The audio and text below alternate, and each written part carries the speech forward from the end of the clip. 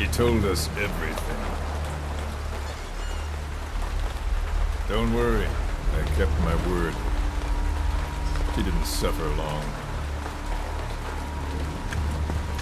Here. You earned it.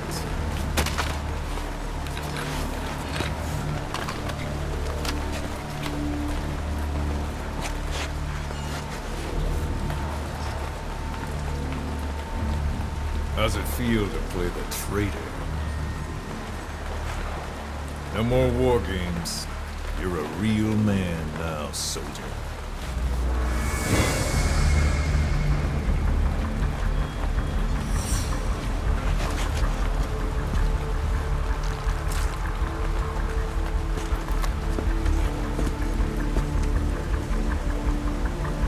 Give my regards to your boss when you get home.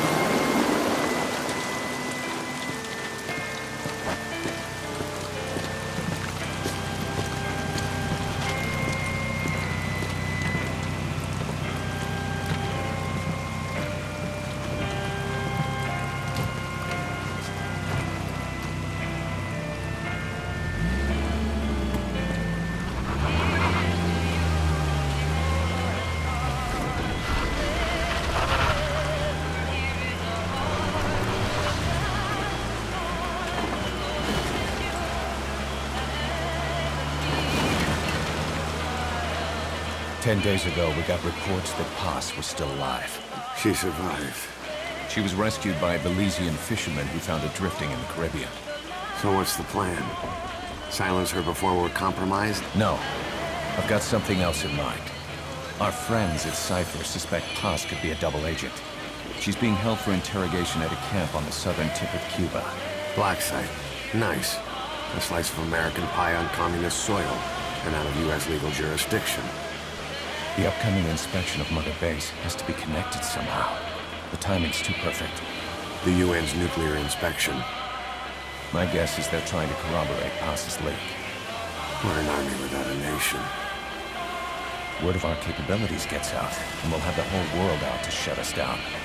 Having an American private intelligence agency involved's bad news. Cypher's the ones who sent Paz to us in the first place. She knows their true nature. Right. Paz is our only link to Cypher. If she's still alive, we need her on our side.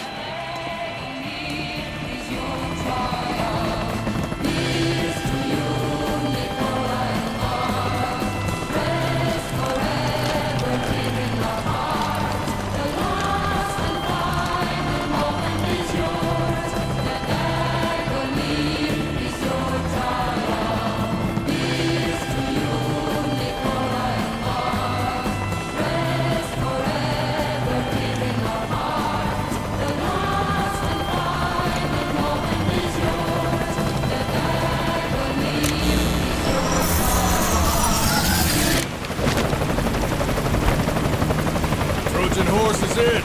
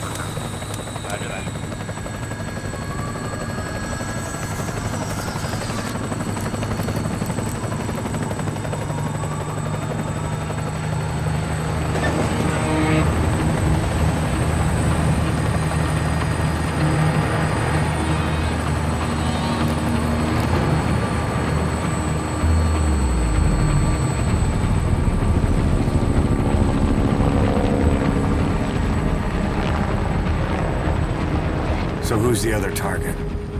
That would be Chico. He's being held in the same area as Paz. Last radio contact was 40 hours ago. Find them both. Bring him back alive. Enter the compound from the south cliff.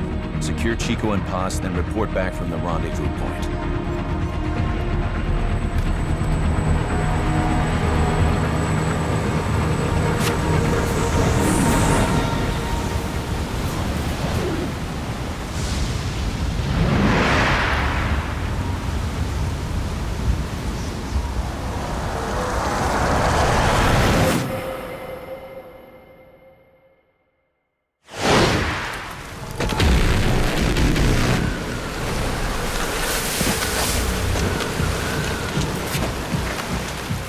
We'll send a chopper from across the Cuban border.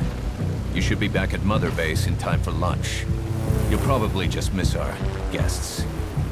The only catch is you go in solo. The politically sensitive nature of the mission means backup is not an option. Fine. I like some alone time now and then.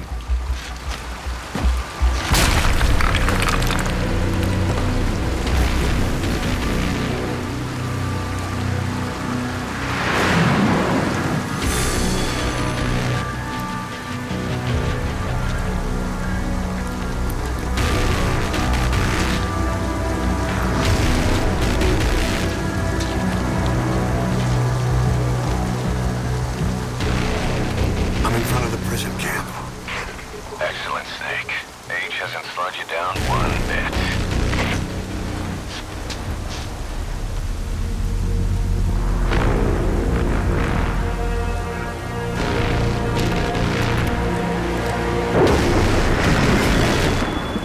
Kept you waiting, huh?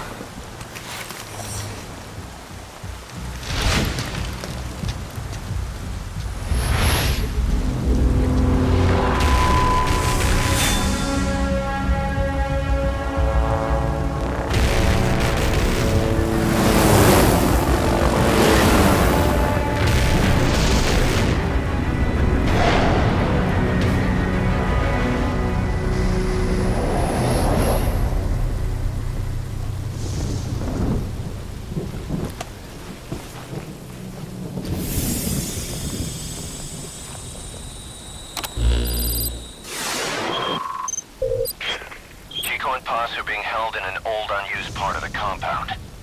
Get inside and head northeast.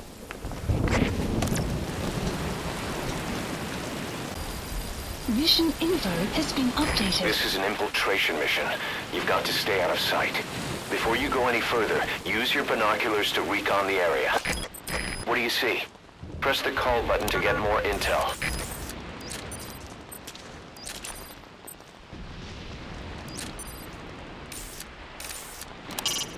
Your binoculars are equipped with a directional microphone. You should be able to listen in on whatever they're pointed at. That's the refugee camp. I hear it's where they hold refugees from countries like Cuba and Haiti. An anti-air gun. A chopper's worst nightmare.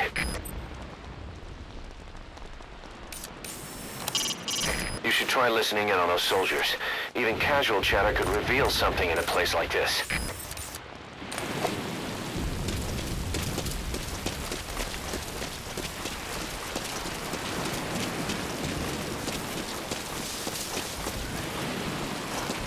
Keep low. You can check the controls on the pause screen.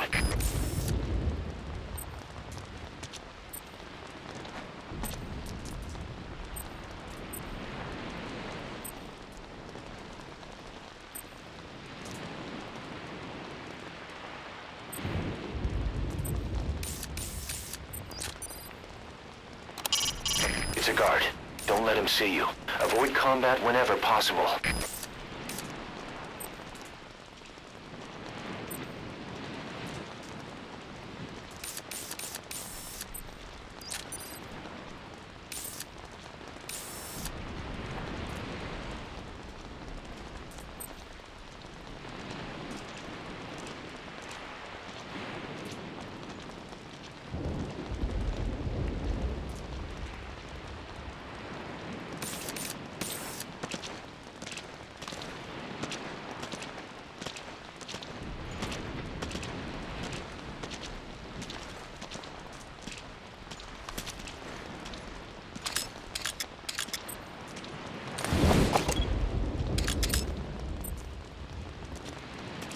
Yo, that gear they're asking for? I loaded it into the truck. Thanks, man. What the hell do they need that for? Apparently, knocks you out cold. Just like that. No fatality. Knocks you out? Like a stun gun? I guess. Couldn't get him to tell me anything else.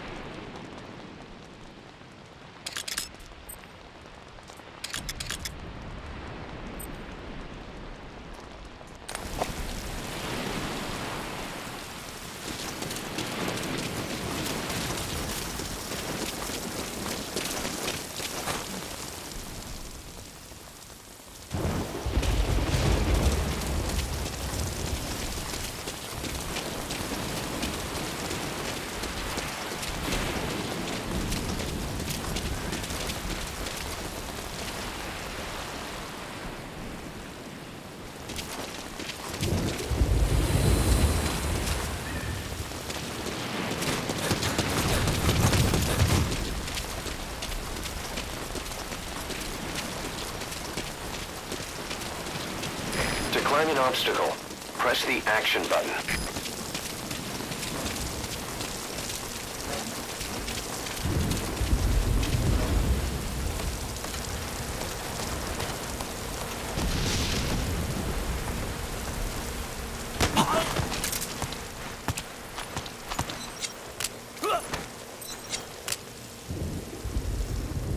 Spit it out.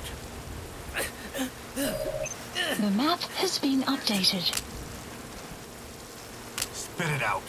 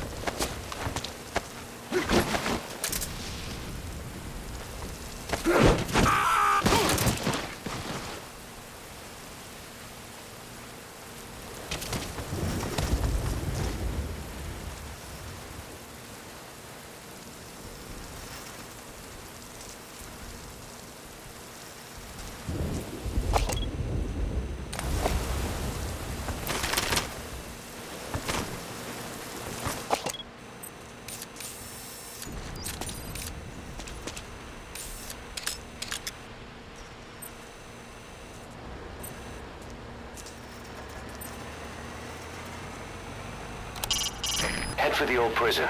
You'll find the targets there. You can use your iDroid to check all sorts of operational data. The map, objectives, the target's locations. It'll help a lot if you let it.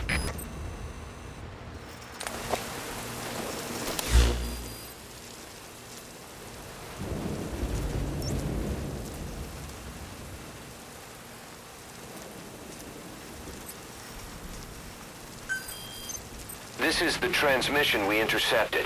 Chico's call for help. Snake, it's Chico. I need your help. Cypher's holding me on a U.S. military base in Cuba.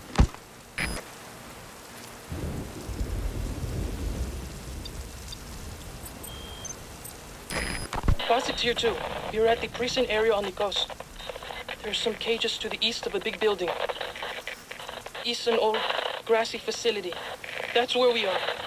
Help me, Snake. Their lives are in your hands. Get Chico and Paz out of there.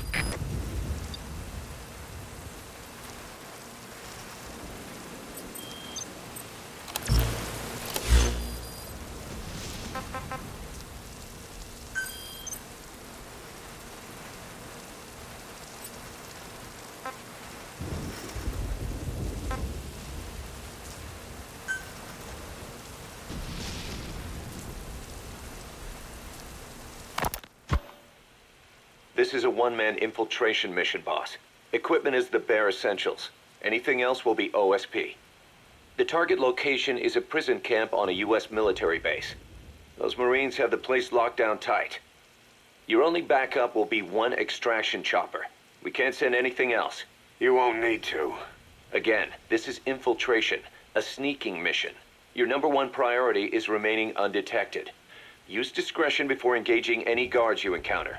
Be mindful of their sensory perceptions, sight, sound, smell, and pain. Fortunately, these atmospheric conditions will continue until dawn. That should provide you with some cover. At least the weather's on my side. Your mission objective is to rescue Chico and Paz. According to Chico, they're both being held at an old prison facility. Recon from the intel unit supports this, so it's safe to assume that's where they are. Once you've gotten them to the RV, call in the extraction chopper. I'll monitor the situation and offer guidance from here, but you'll be the one in the field. How you handle this mission is entirely up to you, boss. Snake, yesterday we received official communication from the IAEA. It says, "It has come to our attention that your organization recently purchased nuclear fuel from Uzbekistan authorities. We request permission to inspect your facilities." What a load of bullshit. Yeah, they're after Metal Gear Zeke's nuclear warhead. I'm betting this is payback from Cypher after Paz's leak. Using the UN. There's no telling how much influence they have. But the IAEA can only do inspections in countries that are party to the NPT. And we're not a country. Exactly. We haven't signed a safeguards agreement with the IAEA over peaceful nuclear use, and we're not obligated to report any nuclear material we have, nor information about any nuclear facilities. The IAEA has no authority to inspect us. But despite all that, That nuke's our last line of defense. We don't want to announce we have it until the world is preparing to wipe us off the map. Until then, we let everyone think we're just a private army with conventional firepower. what's Huey's take? That the problem's how to hide the nuke in Metal Gear. But I gotta tell you, he was all for it. I see. But there's no way we can have the IAEA poking around here. So what do? Ignore them?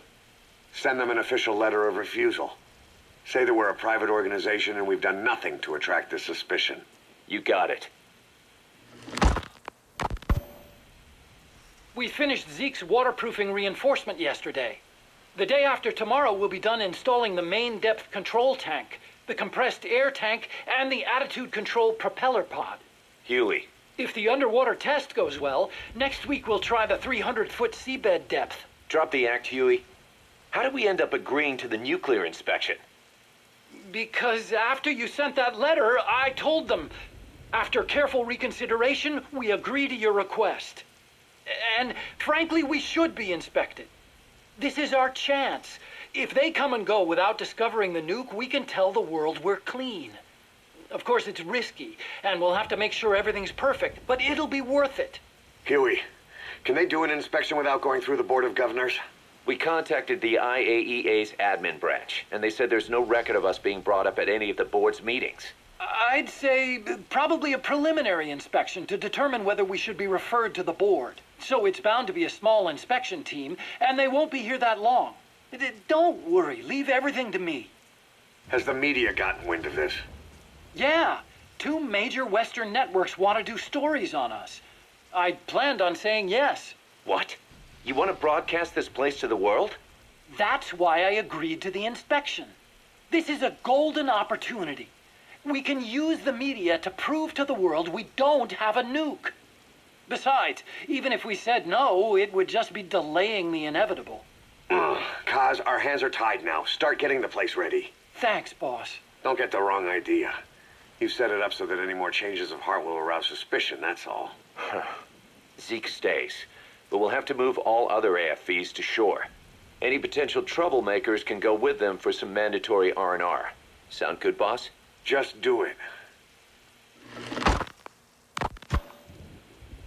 About the inspection, what do we tell the men? The truth. What else? The one thing we don't need to worry about is anyone here spilling the beans about Zeke. Good point. What about the Sandinistas? There's still quite a few of them left on the base. I hate to say it, but it won't look good having Soviet bloc personnel here. The problem is, moving a group that size in a hurry would look even worse. At least Amanda's on assignment in Cuba. They'd recognize her. She should stay put for now. All civilians save Huey will have to return to their countries. Even your Parisian. Of course, we'll get her whatever paper she needs. Dr. Strangelove's departure came at a perfect time. The less Zeke-related staff here, the better. Wait, she left? That's right. You were away on a mission. She left last week. There's nothing cooking in AI weapons research, and Zeke is complete. There was really no reason for her to hang around. I'm surprised Huey let her go that easy. Yeah, his crush on Strangelove was never much of a secret, huh? He followed her everywhere while Zeke was in development. Boy, would she get pissed. But he does have a lot on his mind right now. I've got bigger issues to deal with. That's what he said. That's the spirit, Huey. 10 days ago, we got reports that Paz was still alive. She survived. She was rescued by Belizean fishermen who found her drifting in the Caribbean. So what's the plan? Silence her before we're compromised? No. I've got something else in mind. Our friends at Cypher suspect Paz could be a double agent.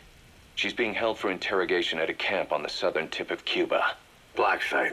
Nice. A slice of American pie on communist soil, and out of U.S. legal jurisdiction. The upcoming inspection of Mother Base has to be connected somehow. The timing's too perfect. The UN's nuclear inspection. My guess is they're trying to corroborate Paz's leak. We're an army without a nation. Word of our capabilities gets out, and we'll have the whole world out to shut us down. Having an American private intelligence agency involved's bad news. Cypher's the ones who sent Paz to us in the first place. She knows their true nature. Right. Paz is our only link to Cypher. If she's still alive, we need her on our side. If not us, who else is gonna rescue that bitch? When do we do it? The inspection comes first. We'll deal with us afterwards. Do the men know? Word has started to spread. The information came from Cuba through Amanda. One of the base personnel used to belong to El Frente. I'll tell everyone we don't concern ourselves with the survival of enemy spies. We need them focused on the inspection. And if we get her back here and she isn't cooperative, there's still plenty of room for her in the ocean. Works for me. What about Chico? He had a chance to stop Paz from hijacking Zeke and he blew it. He's carried that guilt ever since. Kid really did care about her. Chico, it's hard to say how he'll react. Have Amanda call him out to Cuba. He shouldn't be here right now. Good idea. They haven't seen each other in a while. Little time with Big Sis and he'll forget all about you-know-who.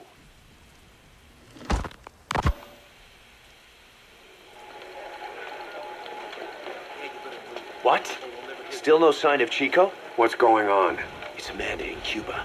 Our resupply package arrived, but Chico wasn't with it. Relax, Amanda. I'm sure he's just exploring Havana or something. First time in the big city. Could have gotten carried away. Cos, wait. The boat Chico was on, did it stop anywhere before it got to Havana? Yeah, it had to refuel at Santiago de Cuba. You don't think... Oh, shit. You gotta be kidding me. He does this now? It's 60 miles from Santiago to the prison camp. Chico used to cross the mountains with the older Sandinistas like it was nothing. He'll make that in 3 days. Still, even if he does find his way there... You know how reckless he can be. Chico thinks we've abandoned Paz. That's why he's doing this. We'll start by having the intel detachment in Cuba look for him. We can't let him be captured. There's some cages to the east of a big building. East an old grassy facility. That's where we are. Help me, Snake. It's a setup. We have no choice. Yeah, if Chico talks, he could blow the nuke cover up. We can't hold off until the inspection's over. When can we be ready? It'll take at least 16 hours to confirm the flight path and prep a bird. The intel unit has started reconning the area. Sounds like I'll have to miss the inspection. Boss, we'll just have to send someone else to get them out. No. I'll go. Yeah, Chico and Paz would only take orders from you anyway. And we can't go taking on those Marines at the base head on. It's gotta be off the radar, and it's gotta be you. Hold down the fort, Cos. Snake, you can forget about civil liberties where you're headed. God only knows what they'd do to you if you got caught. Do not let that happen. The Cubans leased the land to the U.S. as a gesture for helping them gain independence from Spain. The deal remains in effect until both countries agree to dissolve it, or the U.S. abandons the land. That's why America still operates the base even after La Revolucion. Problem is, It's leased land. Meaning it isn't American soil, so the U.S. Constitution doesn't apply there. That allows them to withhold its civil rights protections. Yeah, that's Uncle Sam's excuse. The area was originally only for detaining refugees from countries like Cuba and Haiti. But a few years ago, the CIA and its like started using it as a black site. Enemies of the state are renditioned there and subjected to extreme forms of interrogation. You can bet Cypher had a hand in that. As you'd expect, American and other Western human rights organizations aren't allowed anywhere near the place. What happens there disappears down the memory hole. Who knows what they're doing to Chico and Paz? I'd like to interrogate her ourselves. But if worst comes to worst, make sure she's dead. Chico, on the other hand, we have to bring back. Fast. He knows too much about us. Cos? The area is surrounded by mines placed by both the US and Cuba, making escape on foot impossible. You're heading into the lion's den, Snake. Don't take this one lightly. Come back in one piece. Yeah.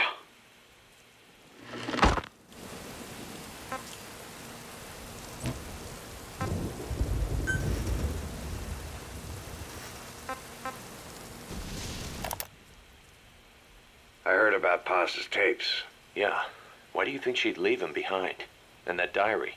Whatever it was, her commitment was wavering. That much is clear. So she was leaving clues to help us. No way to know for sure. And the ocean's not giving her back. November 4th, 1974. At the outskirts of Barranquilla, Colombia. Contact with Big Boss successful. Zadornov posed as my professor, but Big Boss took one look and knew he was KGB. However, he does not seem to suspect me. To him, I am just a peace-loving student, and another victim of the CIA. We asked him to drive the CIA out of Costa Rica. To him, this means betraying his country. His forces are smaller than anticipated. They drift from place to place with nowhere to call home. That provided us an opportunity, so we seized it. Zadornov offered them a plant off the Costa Rican coast to use as a base. As expected, Miller jumped at the chance. Although initially reluctant, Big Boss came around when Zadornov played him the tape. All because the voice on it sounded like his mentor, the boss. Naked Snake, the man who once saved the world from the brink of nuclear war. Awarded the title of Big Boss for his service. He later became a mercenary, abandoning both his title and his country. To him, that honor was steeped in the blood of the boss, the mentor he was forced to eliminate.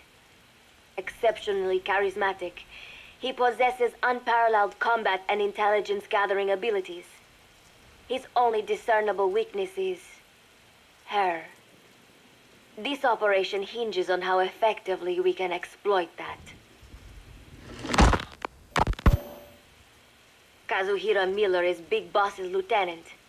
Half Japanese, half American. He once served in Japan's self-defense force.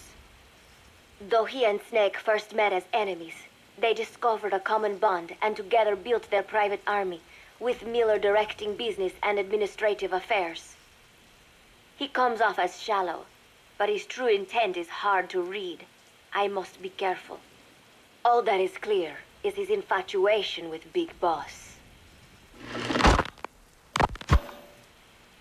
With East and West fighting over its control, Central America is now the most contested region on Earth.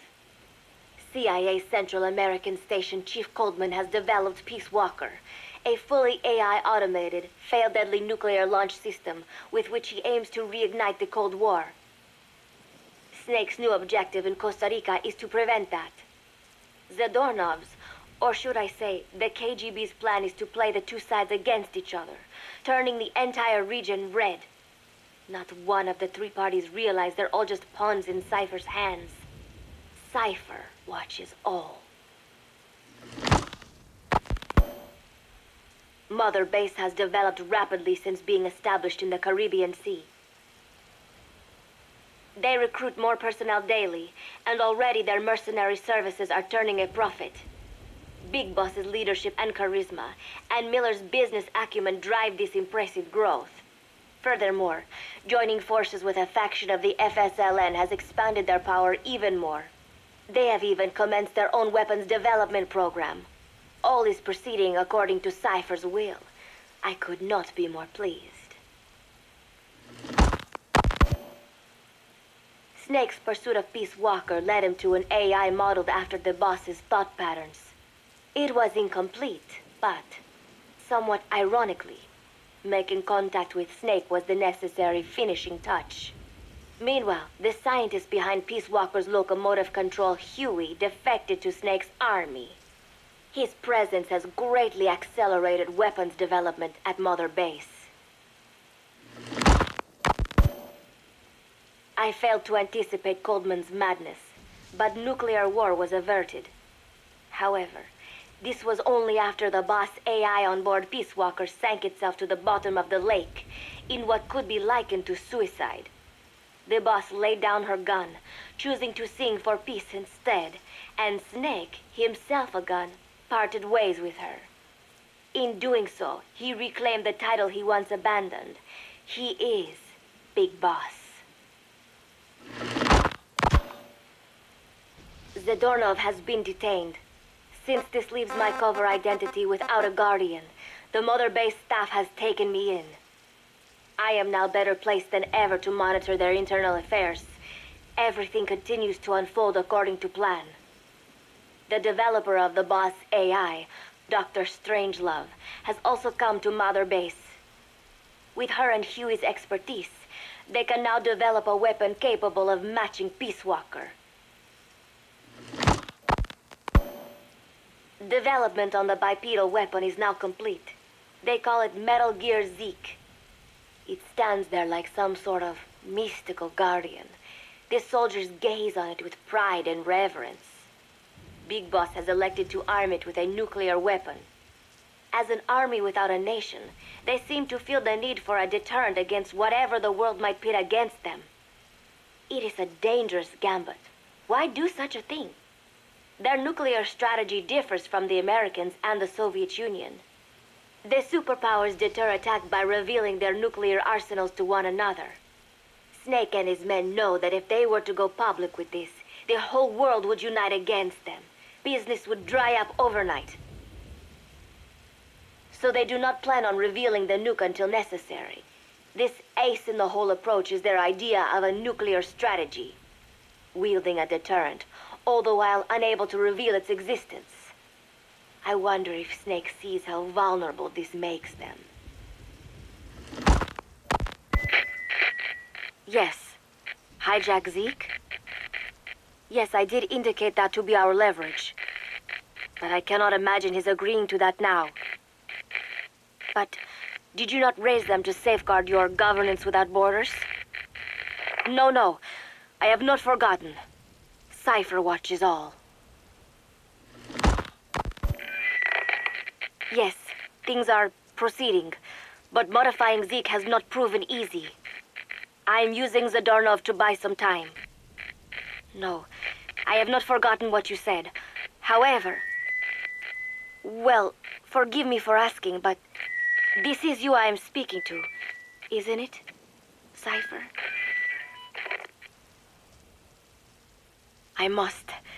I will fight Big Boss. The world must be ruled by a single will. To defy Cypher is a fate worse than death.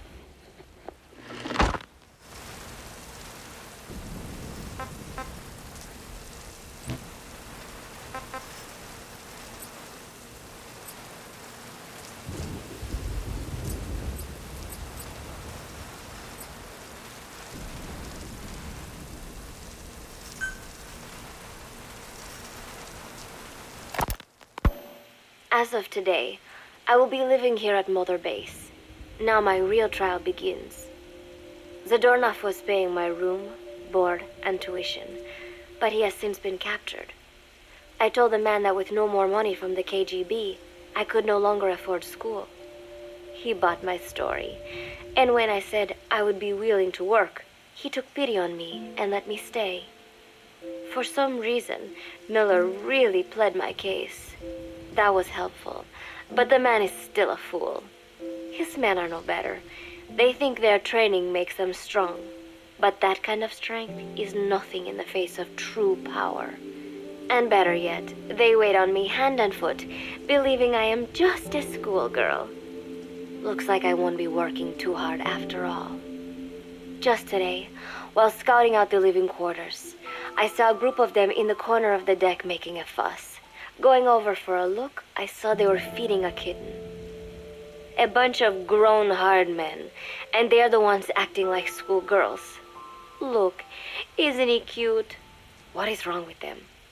Disgusted, I just nodded and smiled. I must stay in character after all. I indulged their chit-chat for a few moments. Then one of them asked me to give the thing a name. They had just taken it from its mother. I named it Nuke. I improvised some nonsense about how our compassion for living things can help prevent wars. The men gave me a little fish. I held it out in my palm and the kitten happily ate it up. What a pathetic, feeble creature. It sickens me. Today, Chico invited me to go fishing with the soldiers. I suppose finding one's own food does have its merit, but I prefer not to be involved in such a degrading task. And their prattling on about fishing being fun is nonsense. I'm not here to find playmates. Nevertheless, distasteful as it was, I went along in order to maintain my cover. Chico thrust a fishing pole into my hands, and we went up onto the deck where several soldiers had gathered. They welcomed us warmly. With so few women aboard Mother Base, I'm treated like a princess. No one suspects I am neither a teenager nor a student. It was nice and sunny, with a gentle breeze and waves. As I cast my line and waited for a bite, the soldiers began to ask me all sorts of questions. As always, I answered according to our predefined scenario, feigning a smile. As I sat there feeding them lies, the fish began to bite, and the soldiers began to focus on their prey. Chico had his bait stolen by a fish, and got so angry that he stood up and nearly fell into the sea. Everybody laughed. It almost made me want to join in too. At some point, I got a bite myself. The instant after I felt that first gentle tug, the fish yanked the line with astonishing strength, and I let out a cry of surprise. I thought he was going to be huge. It was my first time fishing, and I was a bit flustered, so the soldier beside me helped by supporting the pole from behind. "Reel it in," they shouted. I nodded, turning the handle as fast as I could. I wondered what kind of fish lived below the surface, and thought back to the deep sea dives I had to do as part of training. Those were difficult days, but I remember finding the multicolored fish gliding through the water incredibly soothing. After a hard fight, I pulled it up. To my surprise, it wasn't even half a vara, rather anticlimactic. But I wasn't doing it for fun, so I wasn't the least bit disappointed. Nook was hovering nearby with an expectant look on his face, so I gave the fish to him. All in all, a thoroughly wasted day. Preparations are coming along nicely. No one suspects me of being the one to let Zadornov out of his cell. Today, Amanda and I taught Cecile how to make gallo pinto. It is a simple home-cooked dish consisting of black frijoles mixed with arroz. It is well known throughout Central America, not just in Costa Rica, so it is no surprise that a Nica like Amanda would be good at making it. But I was raised in the States from a very young age, and could hardly even remember my mother's gallo pinto. Having to make chit-chat with that clueless bird lover and the so-called revolutionary was excruciating. And, clueless or not, I will need to be especially careful around Cecile, the one who actually recorded that tape. Thankfully, Miller and his men seem to believe I mistook the tape I found for one my friend made. In any case, one can never be too careful. Anyway, the three of us minced garlic and herbs, then cooked them in a pot with frijoles we'd soaked overnight. While waiting for them to cook, we sautéed onions and arroz in a frying pan. Cecile worked the frying pan according to Amanda's directions, but seemed a bit glum. She does have a knack for cooking, though. She is French, after all. We added water to the pan and watched the arroz begin to steam. While we waited, Amanda shared memories of her mother with us. They had been separated because of Simosa, but the taste of her mother's cooking was still fresh in her mind.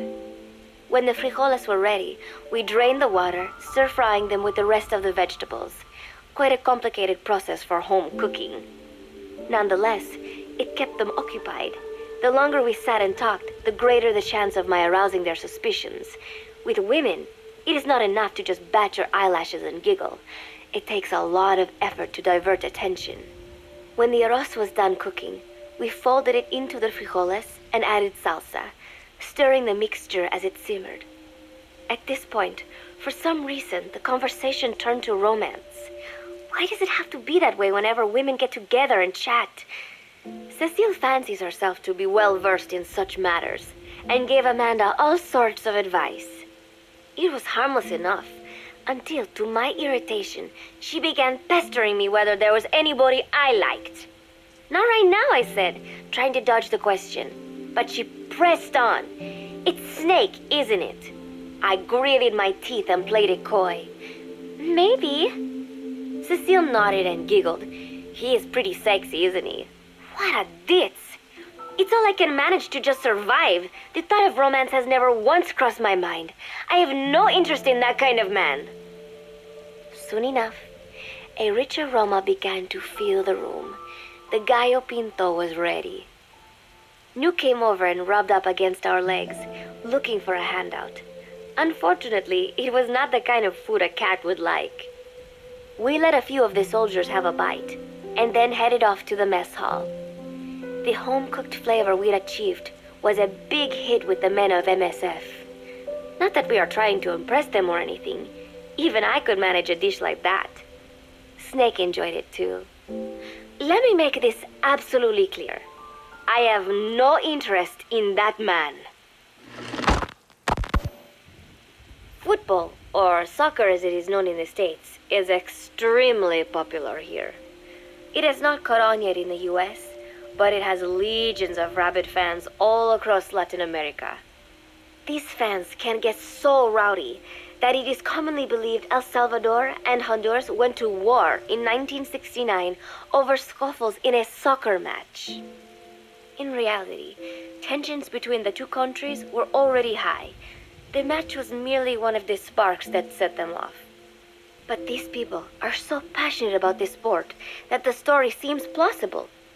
Predictably, many of the soldiers here are fans. They have apparently divided themselves into Costa Rican and Nicaraguan teams and started playing each other. To play, you need a ball and 2 goals. The R&D team built and set up simple goals on the deck.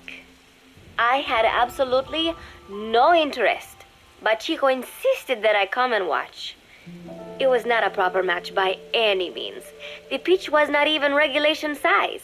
But the players and spectators alike got pretty excited. They banged empty cans and shouted cheers through the handmade megaphones. It almost felt like carnival. Huey, the referee, blew a whistle to start the match. The soldiers' training has left them in excellent physical shape, but they lacked the honed skills of professionals and their play was quite rough. Midway through, one of the men collided with another. They started shouting at one another, but Huey stepped in. I thought we had forsaken our countries, become one with the earth, he said, quoting Snake. We are not competing for national pride here, and we are not fighting for the good of any one country. This is not a war. Soccer is a peaceful sport, am I right? The soldiers nodded. They know the pain of war, and they share Snake's vision. Perhaps that is why all this resonates with them. Team Costa Rica was down a man, and somehow I was picked to fill in. Costa Rica had the advantage up until that point. I suppose Huey wanted to keep it balanced. The soldiers agreed with Huey's call. Maybe the Costa Rican players felt an even matchup would be more fun too. I could not be bothered to run at first, but chasing the ball out there in the hot sun, I was soon drenched in sweat. Before long, I found myself actively seeking out the ball, partially out of desperation. I picked up a loose ball deep on the opponent's side of the field. Even though he's Nicaraguan, Chico cheered me on, yelling, "Go for it, shoot!" I launched the ball as hard as I could, only to have it blocked by the keeper. Disappointment only increased my determination. In the end, I didn't score a single goal, and Costa Rica gave up its lead. It was really close, though. We congratulated each other on a good match and sprawled out in the shade on the deck, exhausted. The ocean breeze felt so nice on my sun-soaked body. Nuke came over. It is one of his favorite spots, and stretched out next to me. And together, we watched fluffy white clouds drift lazily across the clear blue sky. It was lovely out today, so I decided to sun myself in a lounge chair up on the deck when Strangelove came up to me. Despite the heat, she was in her usual long sleeves and pants. I waved at her. She looked away and mumbled, "Hello there. Fancy meeting you here." I asked if she needed anything, feeling her eyes creeping up and down my body like she was savoring it. Finally, she swallowed and said, "You have such beautiful skin." Bewildered, I shook my head and said, "No, not at all. I had heard rumors that she was a lesbian, but she couldn't be after me, could she?" She continued to stare and said, "No, it is beautiful, but you must not let yourself get so tanned." And then she took my hand in hers. "What is wrong with a little sun?" I asked, trying to cut the conversation short. But she shook her head violently. "No, you mustn't. A young lady should take better care of her skin." She was acting strangely now, as if aroused. She lectured me on the perils of tanning, how it ages skin, causing wrinkles and spots, and in the worst cases, even skin cancer. I knew already that tanning could cause spots, but I thought only pale-skinned Anglo-Saxons had to deal with that. Having a scientist tell me it causes aging, though, that spooked me a little. If I am to keep playing the teenager, I will have to start paying more attention to my skin. Sensing my anxiety, she took a small tube from her pocket. She said it was the sunscreen she always used. She told me to keep it. I didn't know what to say. I was more than happy to take it, but exactly what were her intentions? Was she merely being nice? Or is she really into me? Either way, there was no reason to refuse, I suppose. I have undergone training. An out-of-shape woman does not pose any real threat to me.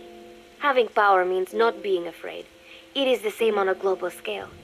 A country with nukes can dictate terms to a country without them. I thanked her and took the tube. Then she offered to put some on for me. She squirted some lotion onto her fingers and began rolling it into my chest. It happened so suddenly, and I was so taken aback that I did not even think to protest.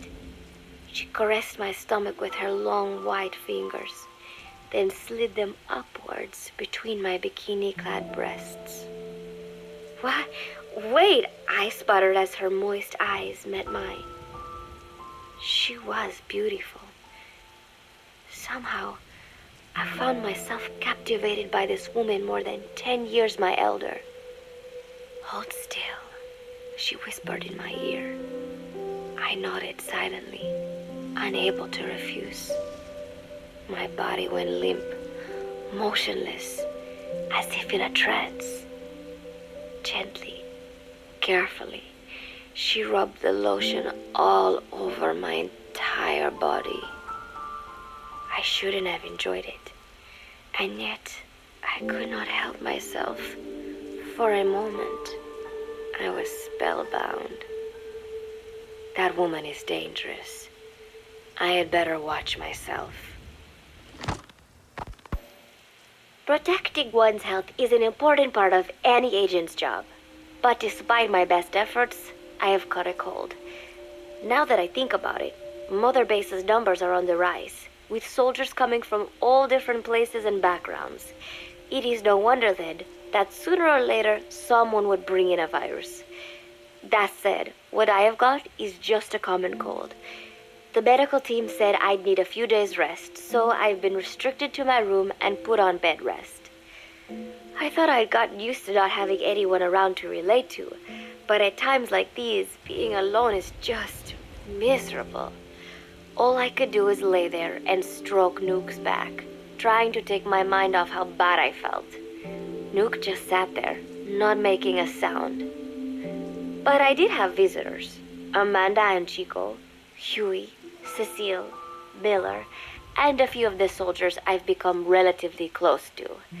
Amanda made me a soup with herbs she said were good for a cold. Miller told me to take it easy.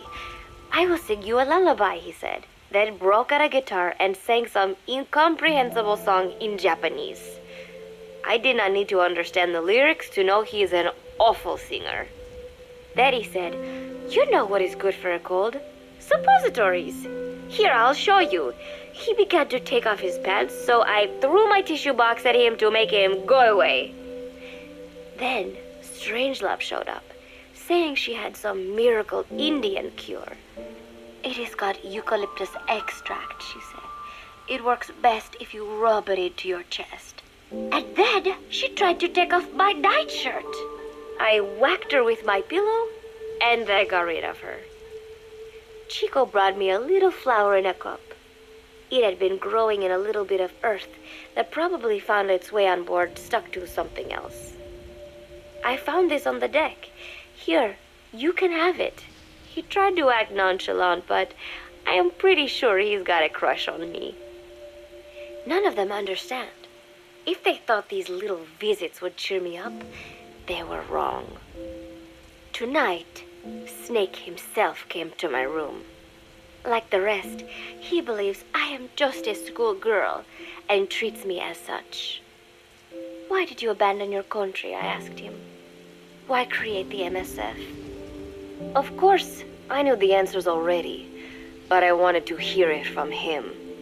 As I had imagined, he was not exactly forthcoming. All he would say is that his country abandoned him because all he could do was fight, and that is why he needed the MSF, because that is all he is any good for. Then he said, "Fighting is the only thing I understand, but that does not mean I have got a grudge against those who believe in peace. I am not one of them, and I do not believe in peace. Conflict is in man's nature. We fight our enemies in order to survive. Maybe we are not so different after all, he and I. But that is exactly why I'm going to have to kill him, or else he will have to kill me. When I stop and think about this wretched existence, being killed by a man like that suddenly does not seem like such a bad thing." Every month, Mother Base throws a party for all the soldiers whose birthdays fall in that month. There is something strange about a military organization having parties. Really though, it is just an excuse to drink and make noise. It is not easy to get alcohol on a fortress in the middle of the ocean. Most days they are training from dawn till dusk. They do not have time for things like drinking. That is why Snake and Miller came up with the idea to give everyone a chance to let loose. Obviously, a bunch of boors like that are not going to bother with blowing out candles on a cake. Rather, they sit there in a cloud of cigarette smoke, drink beer, eat meat, tell tasteless jokes, and swap crude insults about one another's hometowns. But it hardly ever breaks out into something serious. They talk up a storm, but they're just having fun. It is funny. You have got members of FSLN rubbing shoulders with the UCLAs, people who once would have considered the other mortal enemies. I wonder if that is what makes Big Boss so popular. In leaving their countries behind, they leave their hatred for other countries too. Miller seemed a little protective of me. "Hope they're not being too crude," he said. But soon enough, he too was drunk.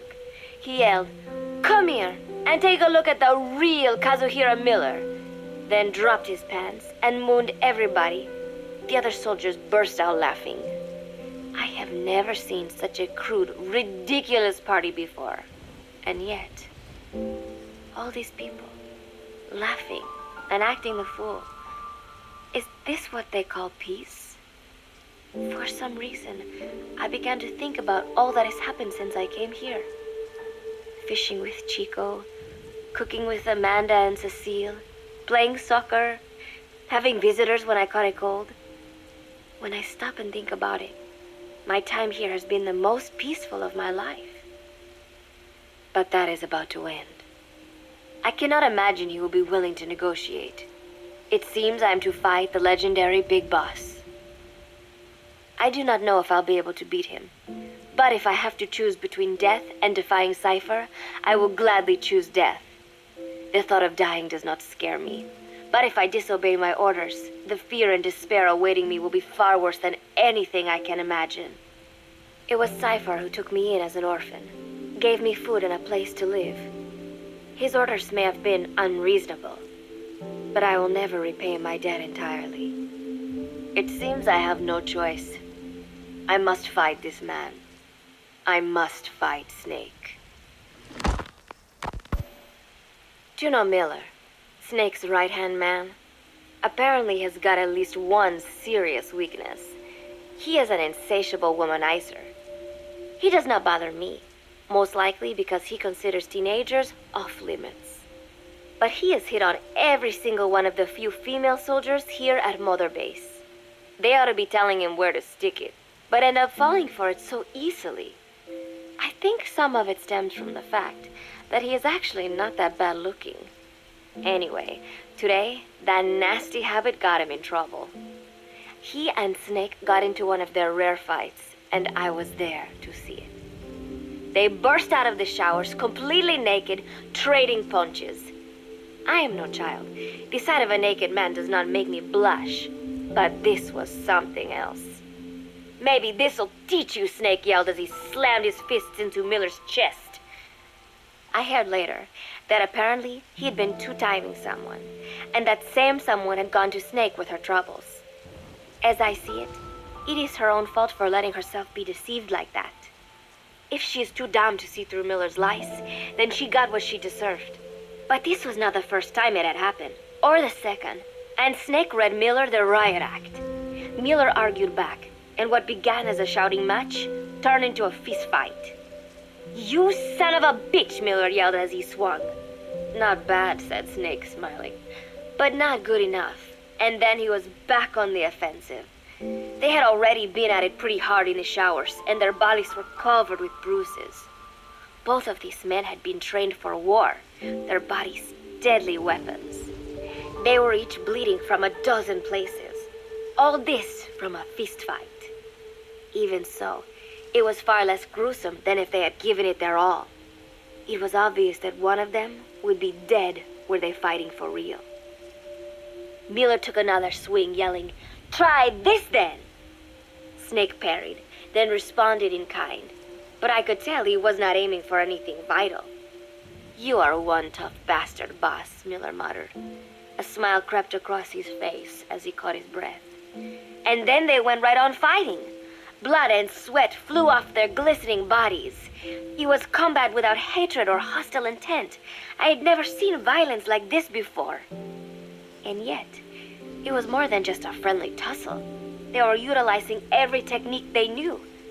It was not a sporting match. They were not playing by the rules. How could they keep this up? At last, the two men tired themselves out, and the bizarre scene came to an end. They looked at each other's battered bodies, and then burst out laughing, embracing and congratulating each other on a good fight. It all seemed so idiotic. I still cannot fathom such behavior. But somehow, I got the sense that for all his womanizing, Miller really only trusted one person, and that was Snake. There was no way I could ever come between the two of them. And at that thought, I began to feel as if I had lost. All of Mother Base is preparing for a festival. Since Snake and his soldiers spend so much time fighting, they are setting aside one day a year for peace and relaxation. I do not know all the details, but Apparently, that is what Snake and Miller decided. These soldiers love the idea, of course. There is so little fun to be had here that everybody looks forward to events like these. That is all well and good. But somehow, I got roped into getting on stage. Come on, we even both have peace in our name, said Miller. And Zadarnov, that old Ruski's name, has something to do with peace too, right? Hey, as long as we're having a day of peace, we ought to get an act together. The Three-Piece Band. I thought he was joking. He then proceeded to share his idea without bothering to check with me.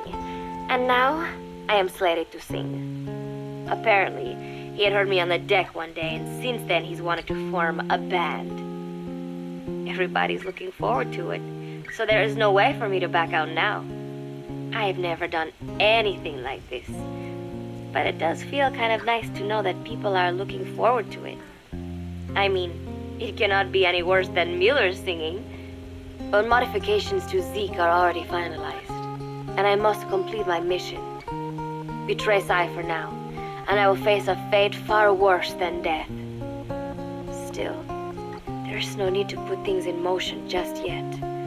What difference would it make to just wait a little while longer? A whole day of peace. The mission can wait until after that. Can it not? I know I am only delaying the inevitable. When the day comes, one of us will have to die. Snake or me. But still, if I could just come up with some way to stall Cypher, at least until our day of peace. When did I start having thoughts like this? My cover is blown. They know nothing of Cypher or my true objective, but they know I am a spy. There is no more time left. I must act now. I must complete my mission. How did it come to this? All I wanted was 3 more days. Just 3. Miller's already finished writing the song. It is called Love Deterrent. It is about a girl who cannot express her true feelings. I have been practicing. I am no pro, but I was pretty sure I would do a decent job. And now this. Cypher found out that Zeke was complete. He must have someone inside Mother Base besides me, spinning his tightly wound web of control, leaving no room for individual will. Typical. When they found out Zeke was complete, I was ordered to execute the operation immediately. If I was going to enjoy just 1 day of peace, I had to ensure the plan could not move forward. I tried to sabotage Zeke. I thought by damaging the drive system, they would have no choice but to delay their plans. I waited until midnight, and then snuck into the hangar. There would be trouble if it looked like sabotage. I selected one of the drive system's load-bearing parts and carefully worked to warp its shape. The leg's drive system requires a high degree of precision to operate. Even the smallest deviation would have done it. Then, Chico walked in. Maybe it was one of those nights where he could not sleep. In any case, he saw me, panicked, and took off running. It would have been easy to kill him, but I could not. I know he likes me. It is not as if I would ever have an interest in a child like him, but I could not pull the trigger. Not at him, not in the back. Will he tell them? Or is there a chance he will keep it a secret? Protect me? No. He knows now. Knows I am not who he thought I was. He ran without even questioning what I was doing. There is no chance he does not know. And soon, all I have built here will end. And if Cypher has another agent among them, if he finds out I tried to sabotage Zeke, this place will no longer be my heaven. Then it is settled. I make my move now. Chico walked in before my sabotage was complete, so Zeke should still be operational. It might not run at full speed or power, but I do not have time to fix that. Without Zeke, I do not have a chance in hell of winning. I must act fast before Chico sounds the alarm. I knew it would come to this. I just did not think it would be so soon. It is time, Zeke. Metal Gear Zeke. Activate.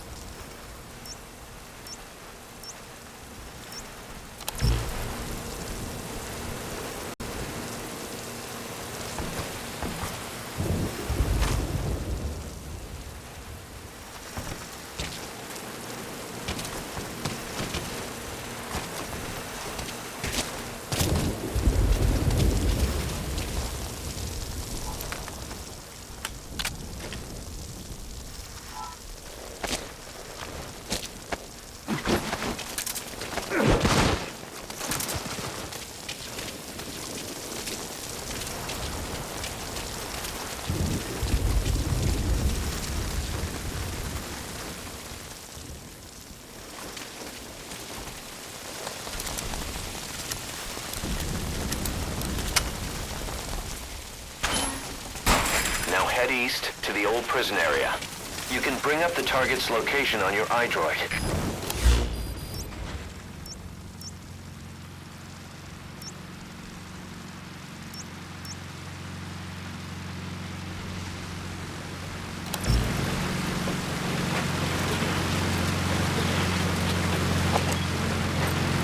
Take a good look at the enemy through your binoculars, and you can mark him. Marked enemies can be sensed when nearby, even if there's a wall between you and them. But it only works if you stop and take the time to focus your attention. This helps you maintain situational awareness. Try it. Eyes open, boss.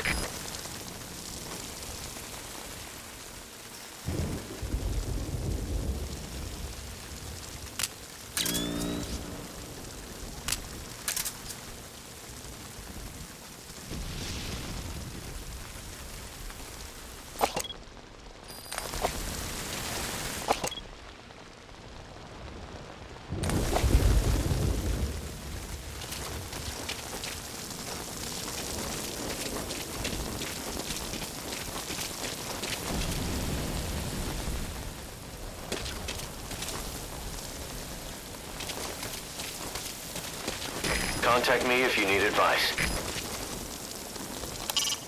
I've sent VIs of the targets to your iDroid. Take a good look.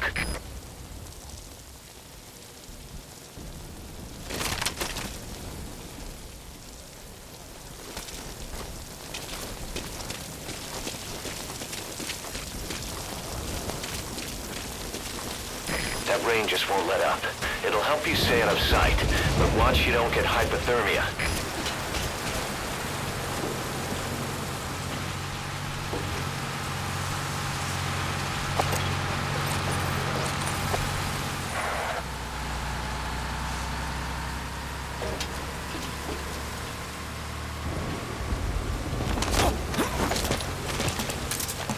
You can now either interrogate him, knock him out, or kill him. His life is in your hands. Speak. The map has been updated. Speak.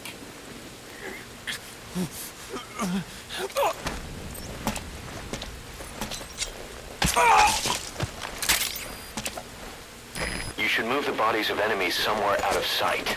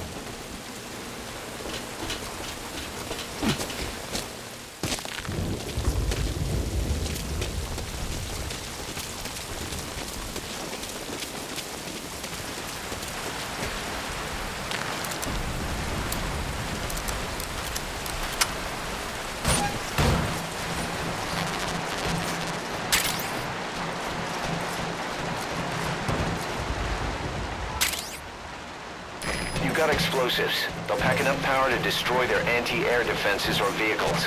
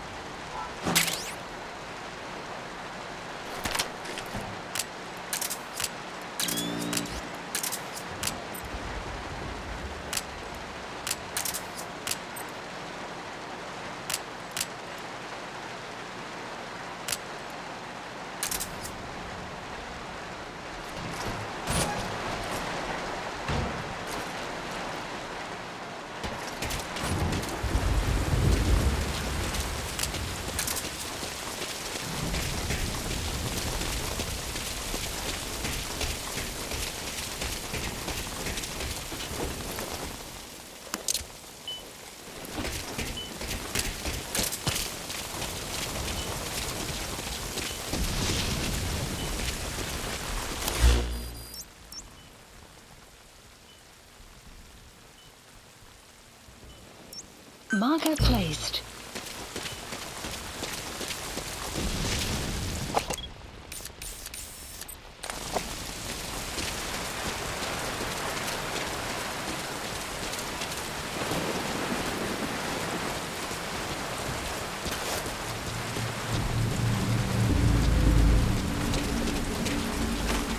If you ready your weapon while crawling, you can move horizontally left or right. If you do that holding the dash button, you'll move faster.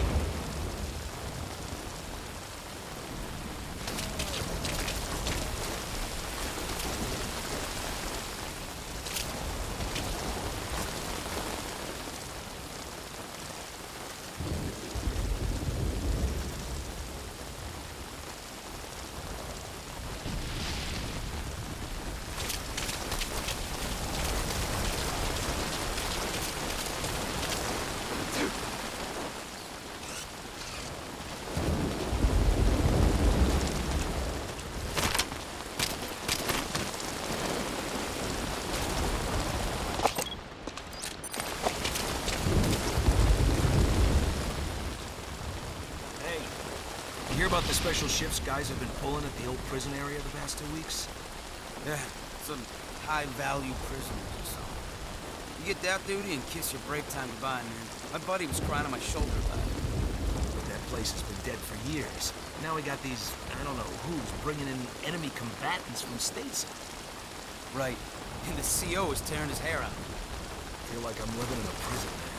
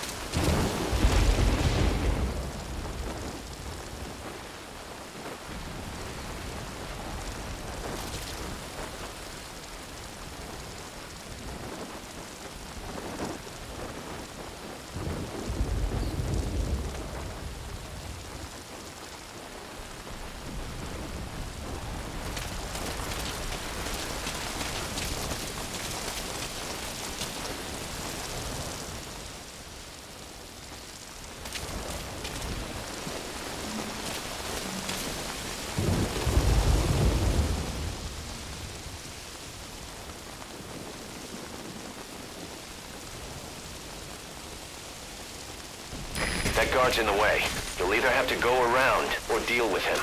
If you're going to eliminate him, use a gun.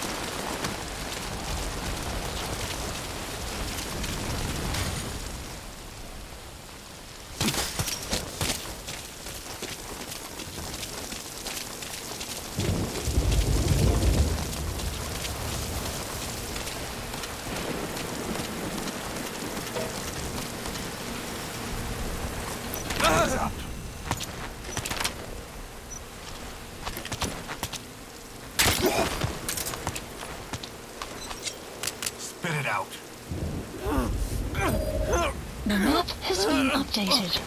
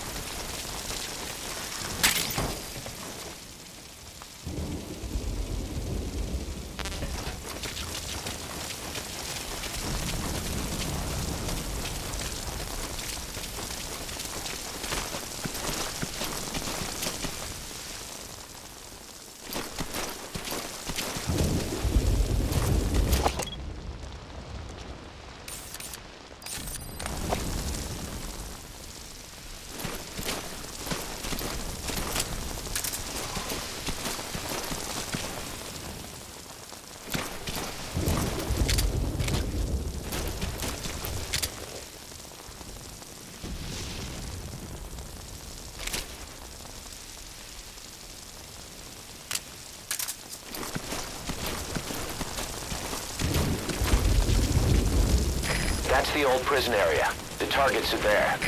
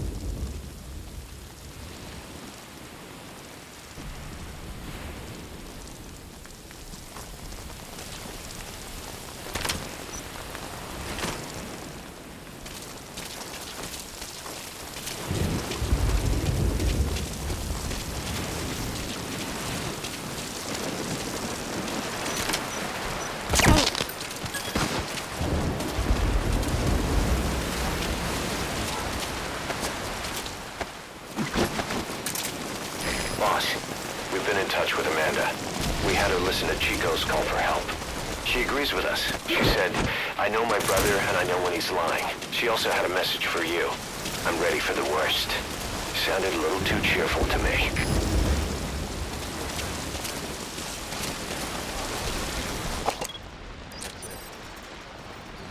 Just like... You've seen it before? I can't remember.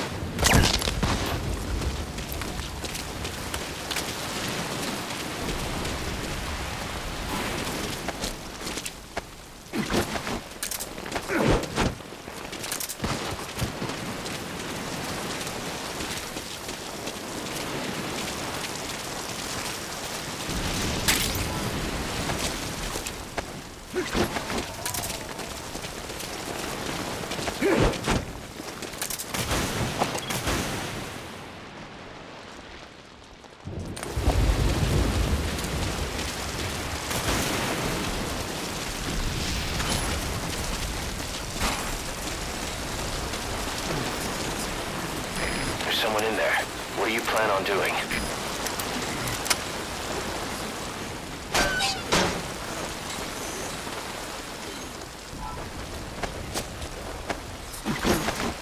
You can pull him out too if you want, but just don't forget the targets.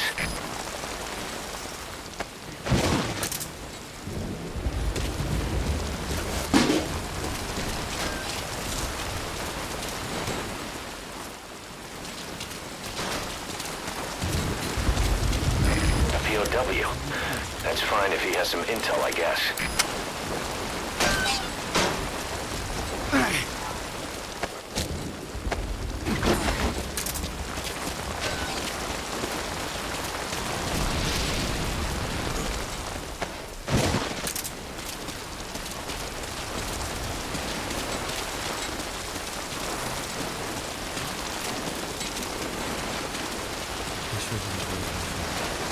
Another prisoner. Looks like he's alive.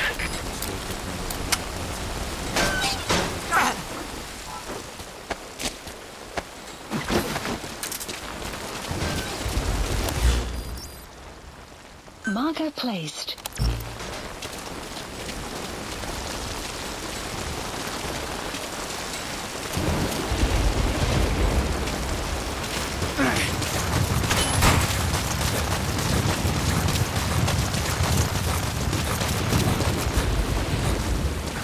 Watch you don't end up head first in the ocean.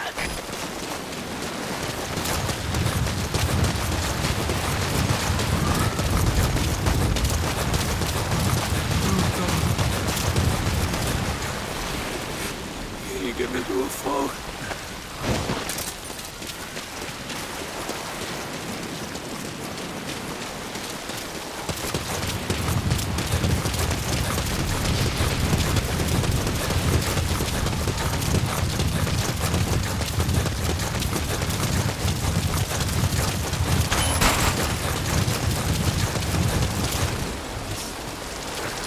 POW.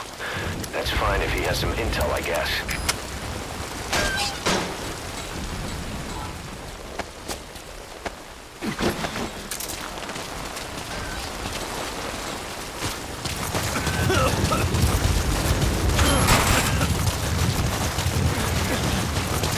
It hurts. It hurts all over.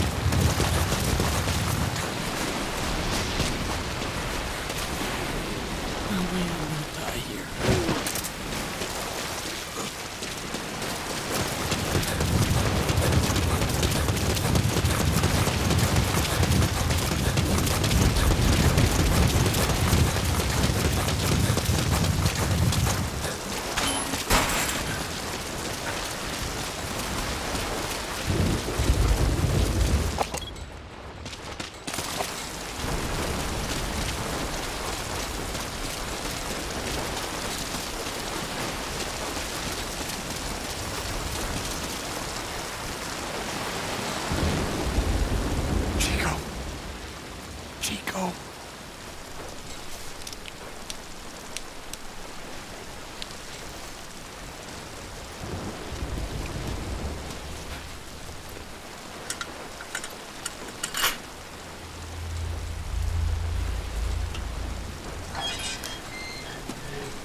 Chico, it's me.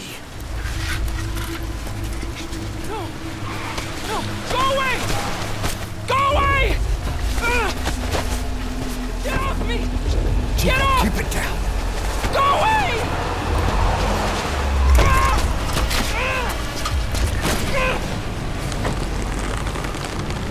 Chico, calm down. Calm down. Don't fight it.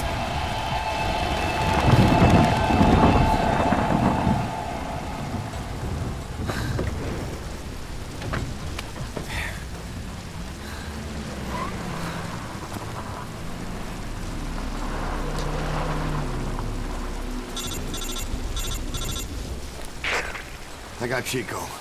And Paz, Not here. are you sure? Pretty sure. Is Chico able to walk?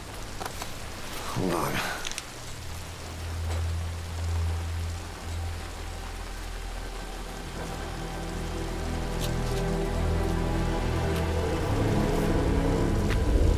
Not gonna happen. You'll have to carry him out there. Okay, boss, change your plans. Haul Chico over to the rendezvous point. We'll get Paz's whereabouts out of him once he's calmed down.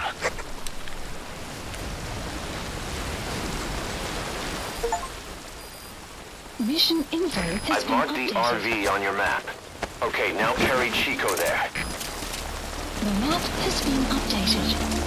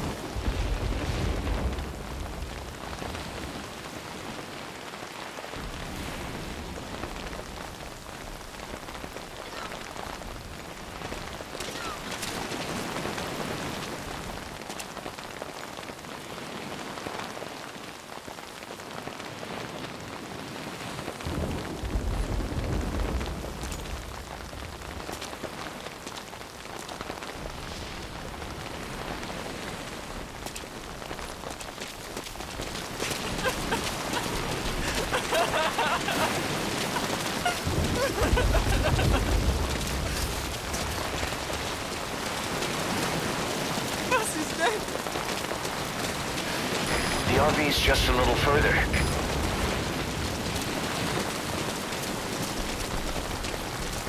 killed her! In front of me! Great. You reached the out. Chico, where is Paz?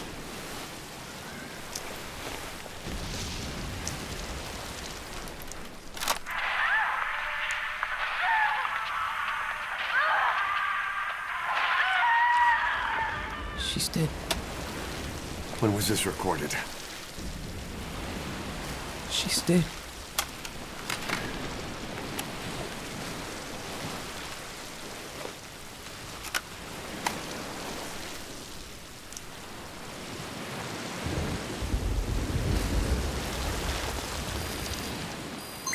Okay, now use your iDroid to call the chopper for pickup.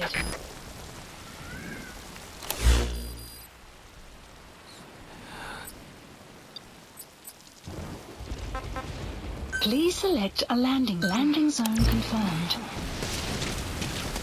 Roger that chopper request. It's headed your way now.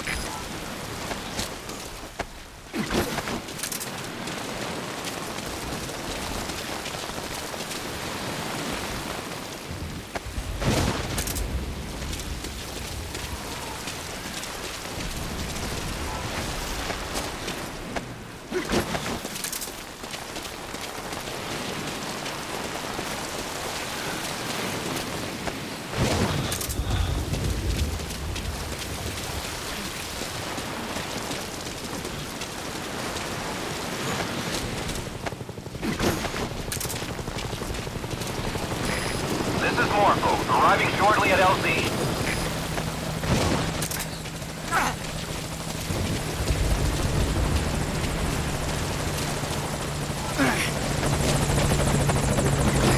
This is Morpho, on station at LZ.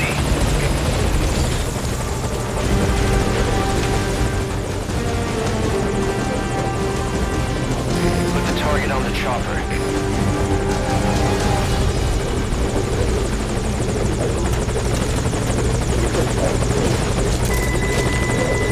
Okay, target is in.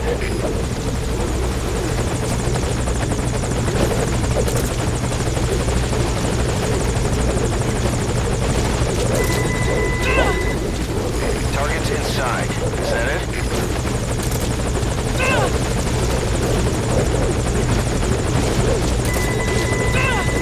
He's coming too. Roger that.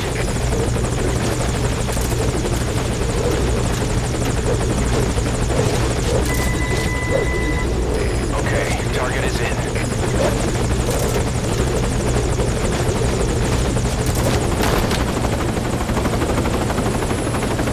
Chico's tape. Think it could give us a clue to Paz's location? Use your iDroid to listen to it.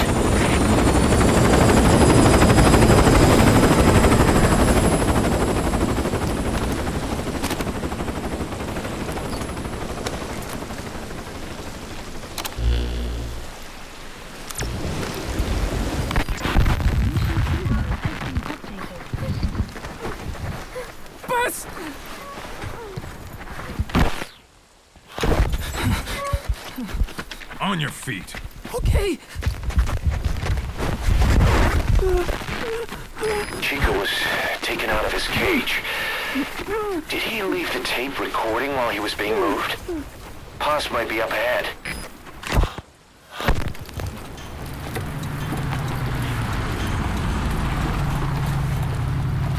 I hear vehicles. And a flag.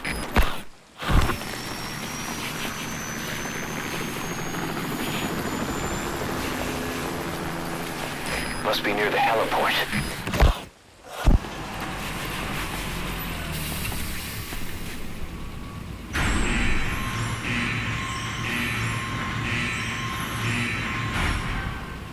A gate.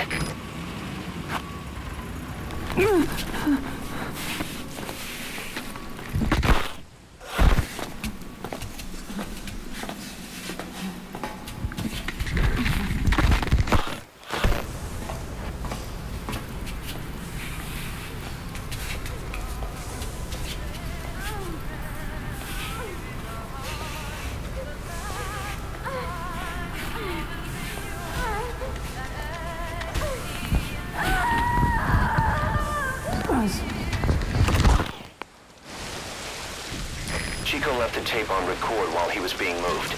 Try using what you hear to find Paz. If you're still not sure, listen to the tape again.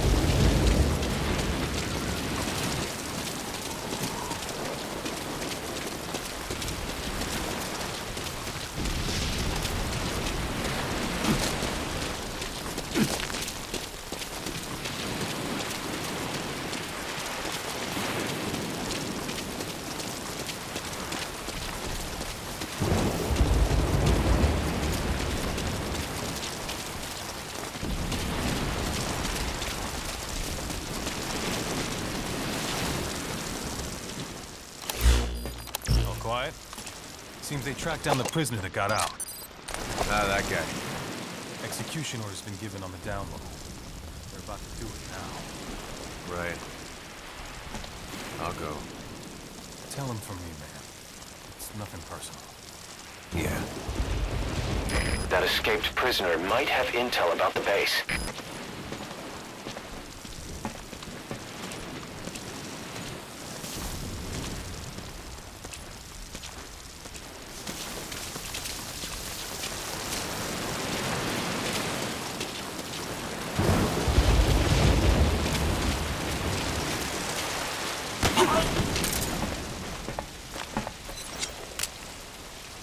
Spit it out.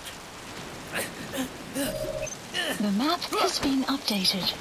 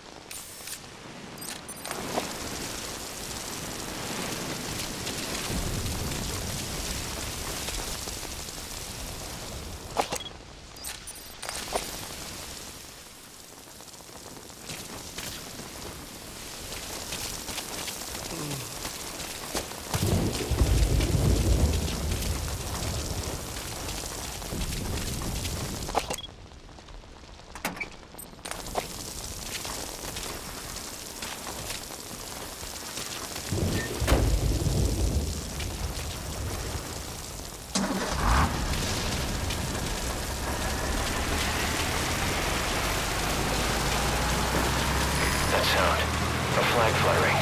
Next they headed for a place with a helicopter.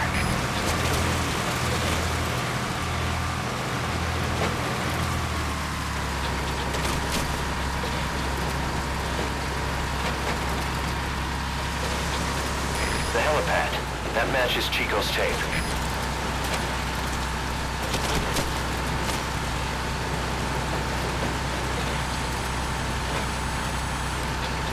Surveillance camera.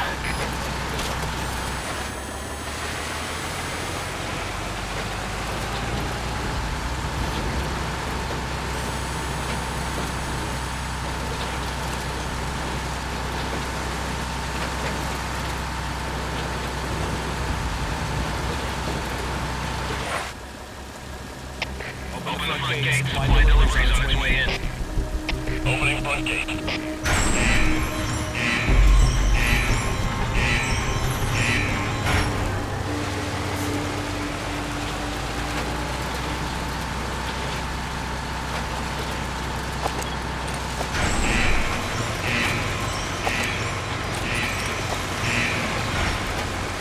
That's the admin building.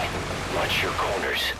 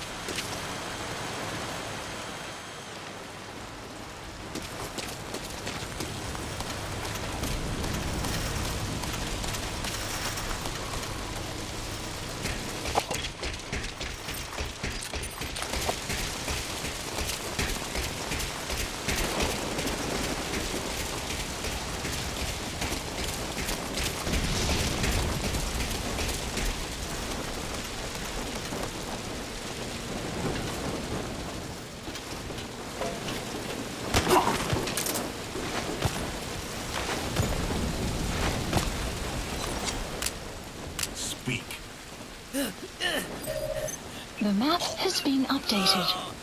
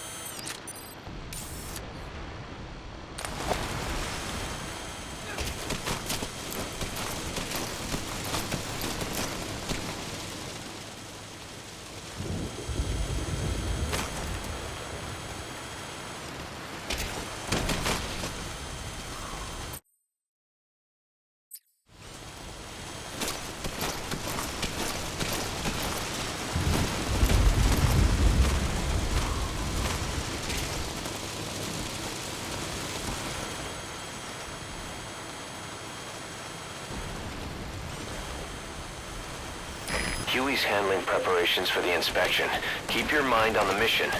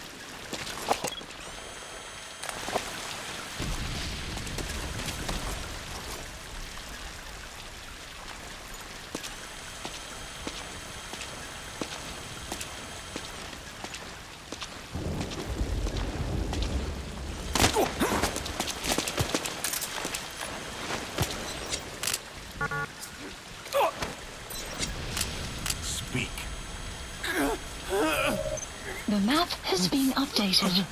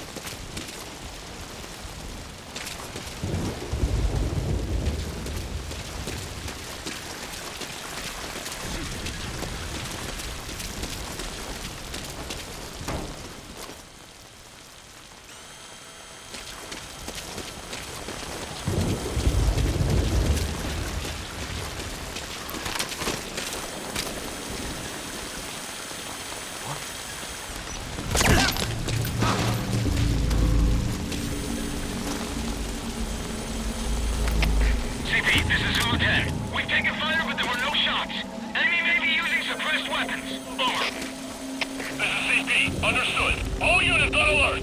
The enemy's hiding somewhere. Find them. Out.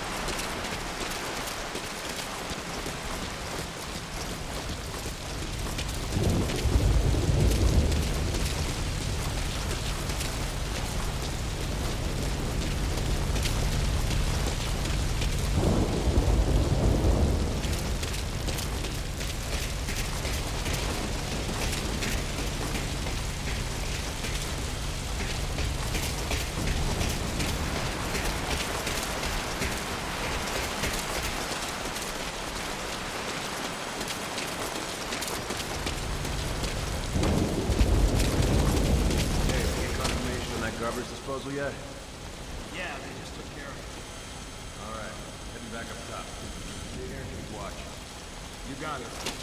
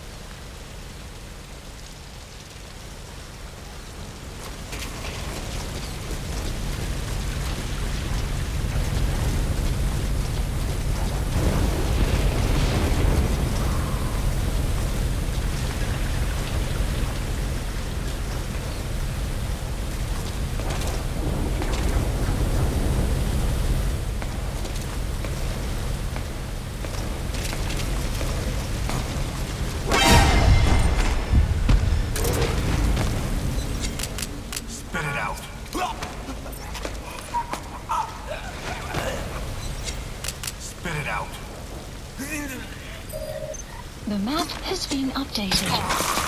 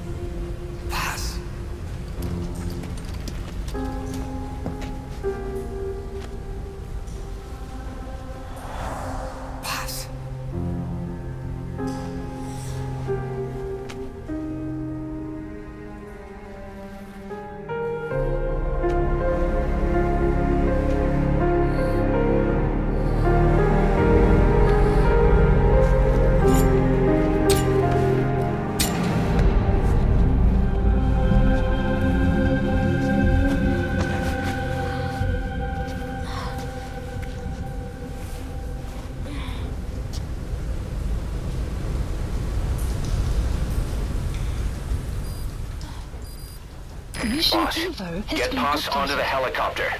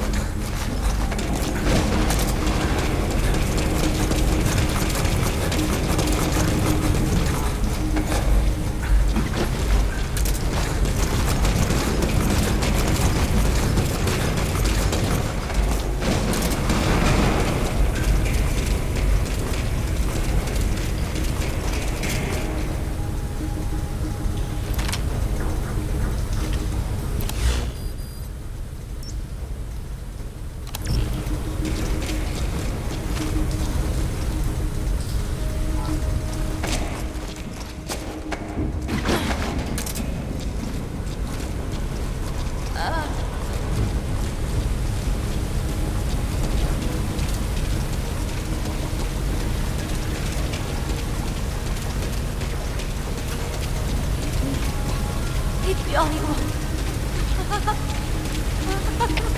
CP, this is Delta 6. All quiet here. No sign of the enemy. Standing down. Over. This is CP. Understood. All fire teams, return to your posts. Out.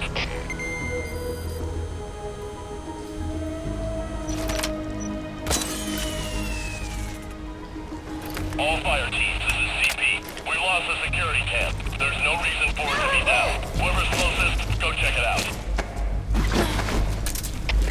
CP, this is Zulu 10. We'll investigate ASAP. Out.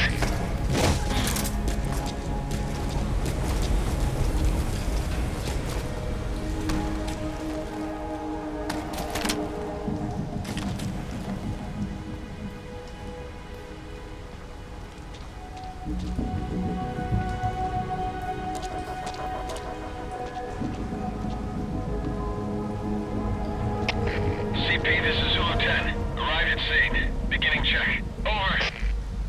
CP, understood. Keep your eyes open. Out.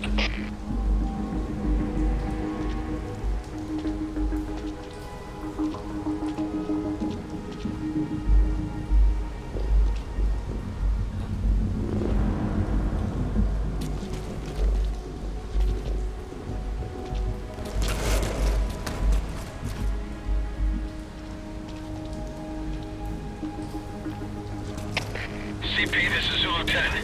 Threat in the area. We're tightening security. Over. This is CP. Understood. Check your surroundings. Out.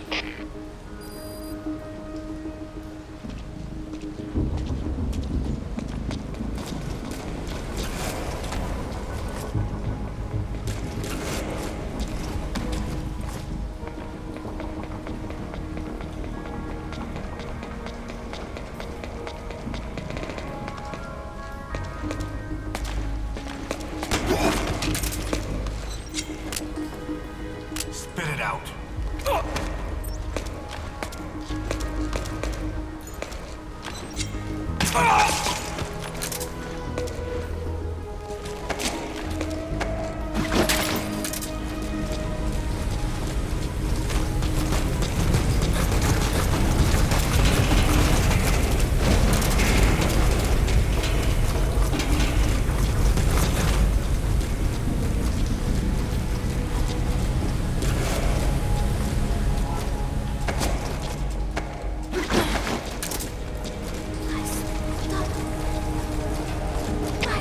CP, this is Delta 6.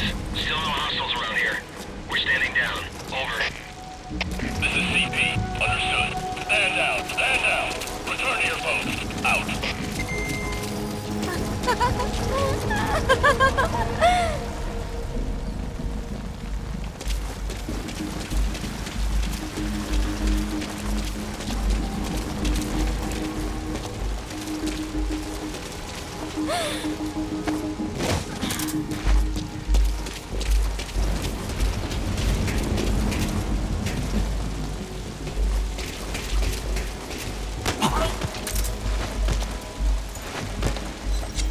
Speak.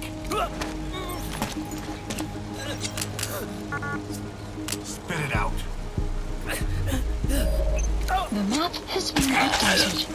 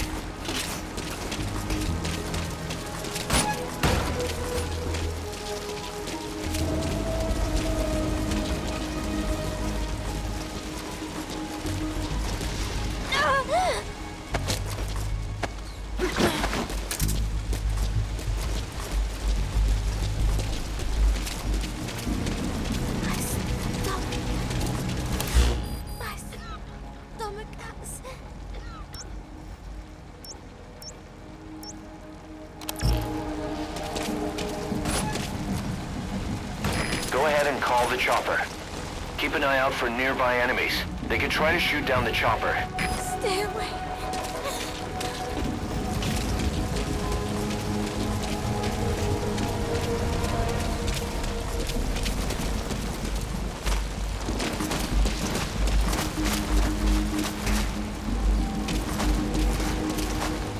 Babe, it's an illusion. Babe, in the light.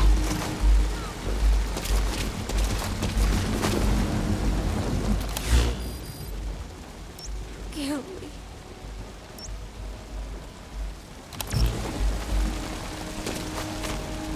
Kill me.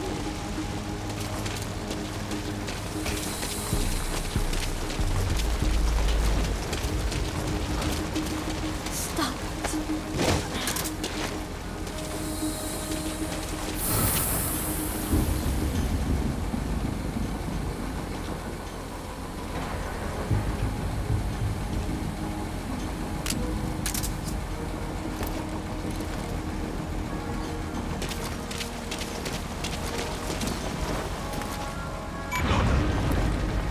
Anti-air emplacement confirmed destroyed. You'll have an easier time calling in the chopper to your position now. CP, this is Delta 4. We got damage to an installation. It's an enemy attack. Over. This is CP. Understood. Move to investigate. ASAP. Out.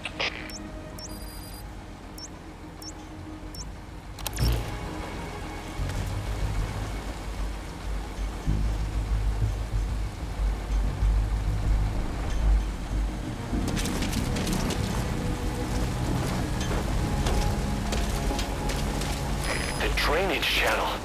You might be able to crawl in there. XOF.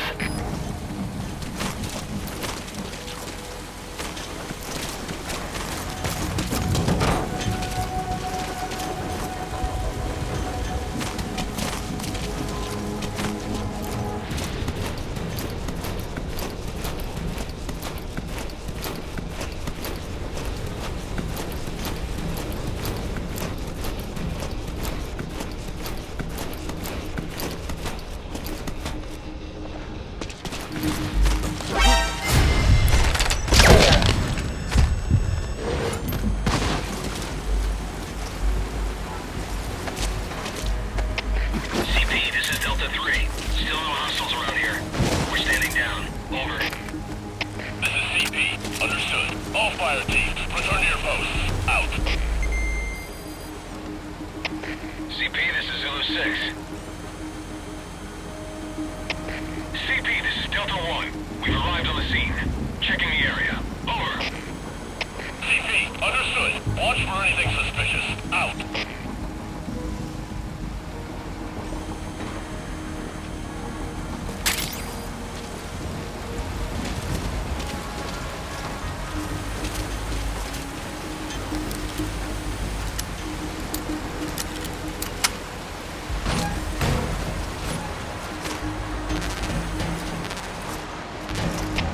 CP, this is Delta 4. We're done with our sweep. Couldn't find anyone. Heading back. Over. CP, understood. You can use that to take out their vehicles or anti-air guns. But you'll be broadcasting your position to the whole base. If you're gonna use it, be ready.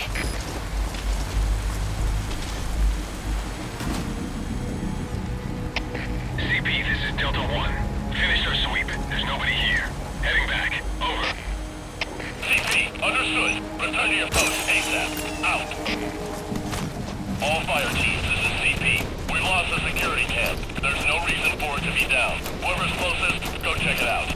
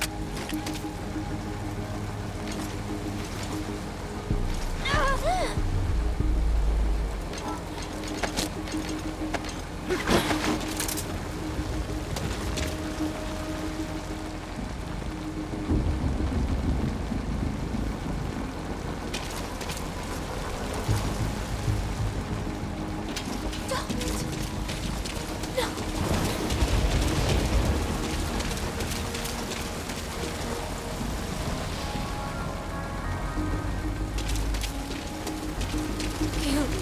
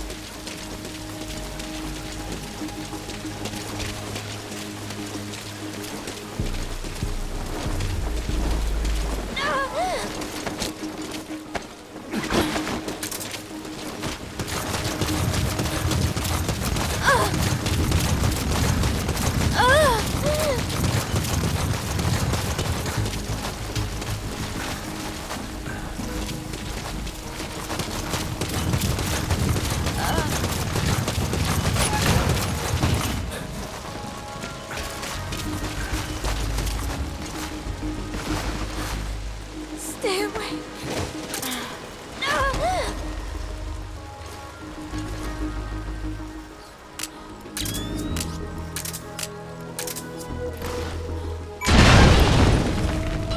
Anti-air emplacement confirmed destroyed.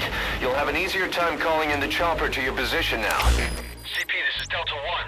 Some equipment got destroyed. Looks like the work of a hostile. Over. This is CP. Understood. Check it out immediately. Give us sit rep. Out.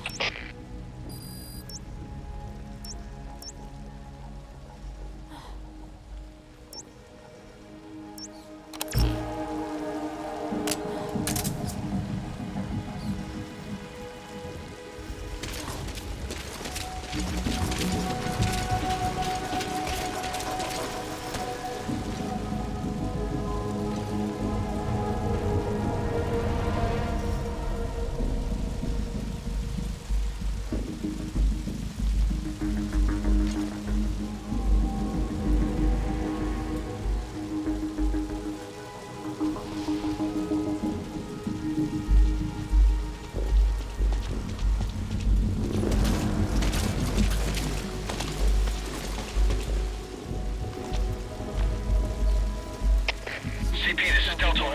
Arrived at scene. Beginning check. Over. CP, understood. Keep your eyes open. Out.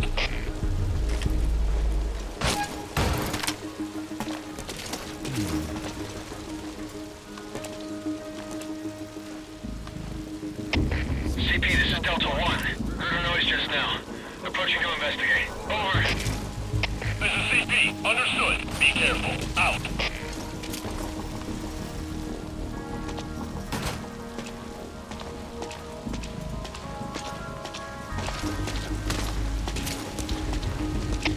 CP, this is Zulu 6. We're standing down here. No hostile spotted. Over. This is CP. Understood. Stand down. Stand down. Return to your post. Out. CP, this is Delta 1. Took a look, but there's nothing going on here. Over. This is CP. Understood. Return to your post. Out.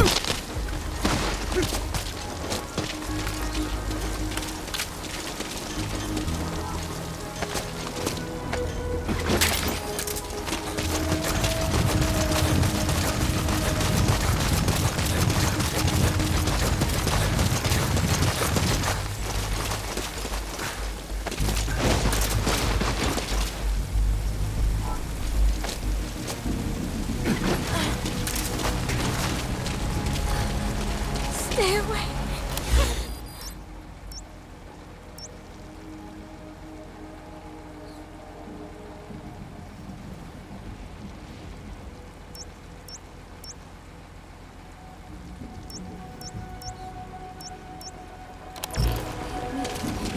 Hit me all you want.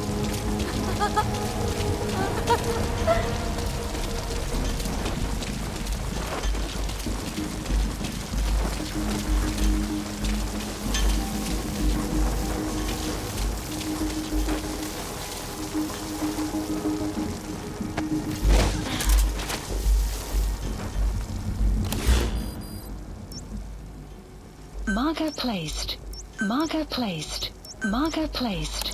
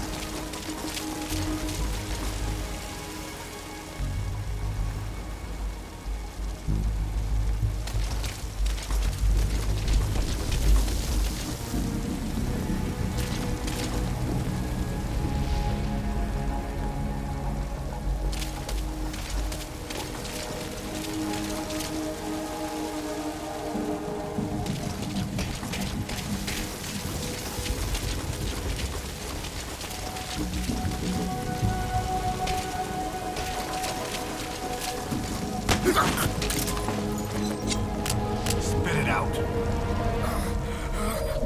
The map has been updated.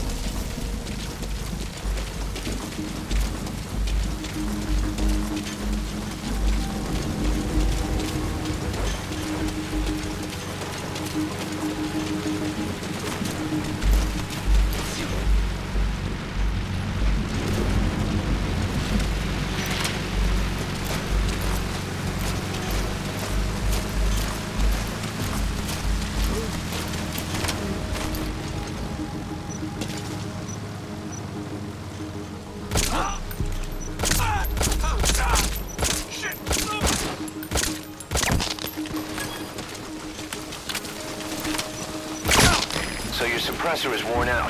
That gun won't be as loud as any other now. If you have to shoot, be careful.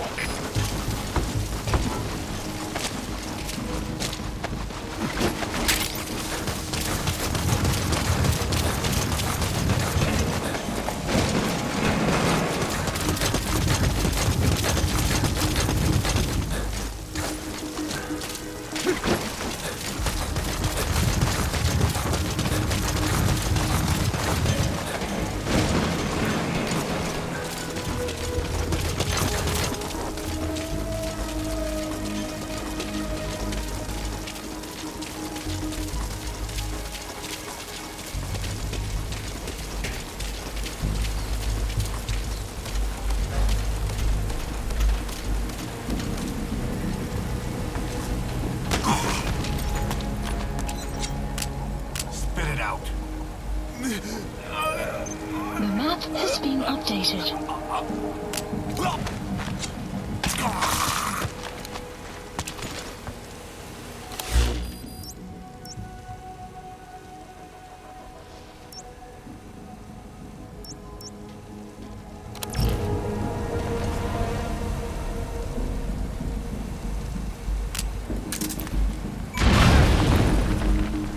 Anti-air emplacement confirmed destroyed. You'll have an easier time calling in the chopper to your position now. CP, this is Delta 2. Some equipment got destroyed. Looks like the work of a hostile. Over. This is CP. Understood. Move to investigate. ASAP. Out.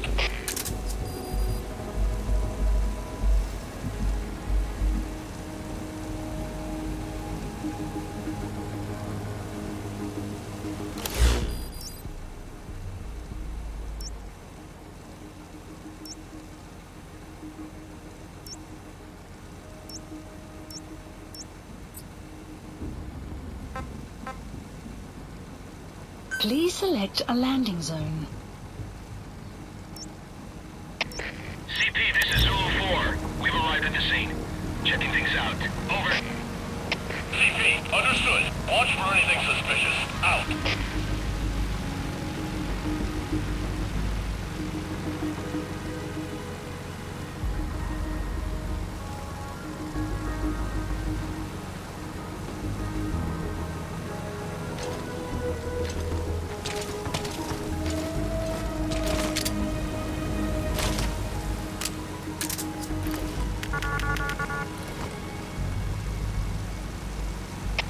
CP, this is Zulu 4. We're done with our sweep.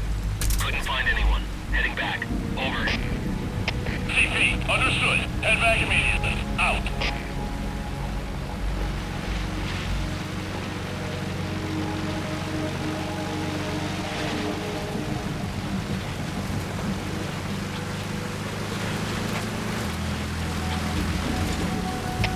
CP, this is Zulu 1. We're standing down here. No hostile spotted. Over. This is CP. Understood. All fire teams, return to your posts. Out.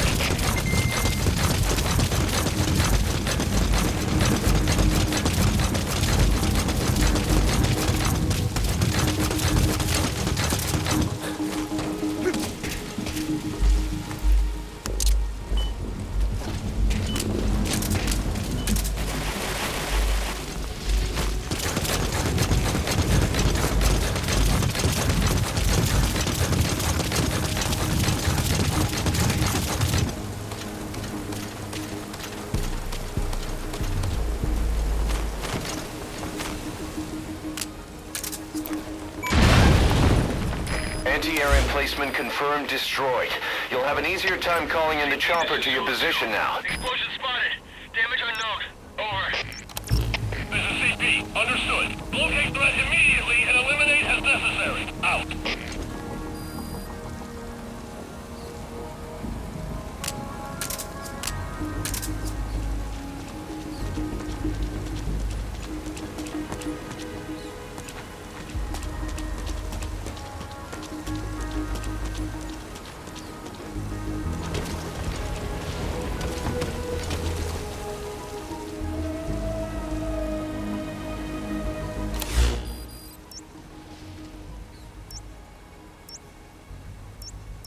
Marker placed. CP, this is Zulu 4. We've arrived at the scene. Checking things out. Over. CP, understood. Keep your eyes open. Out.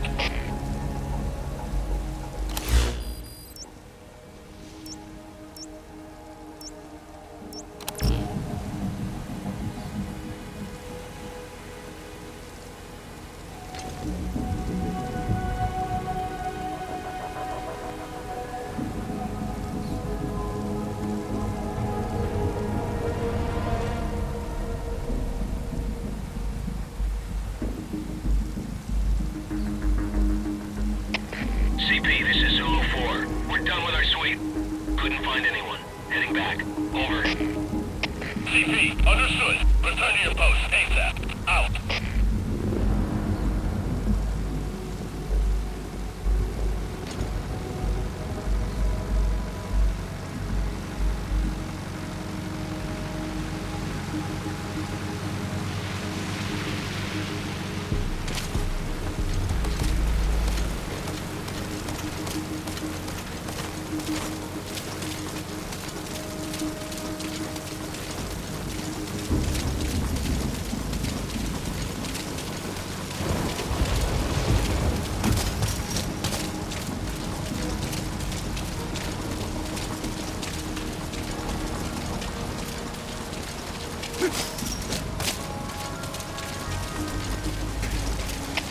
CP, this is Delta 2. We're standing down here. No hostile spotted. Over. This is CP. Understood. Stand down. Stand down. Return to your post. Out.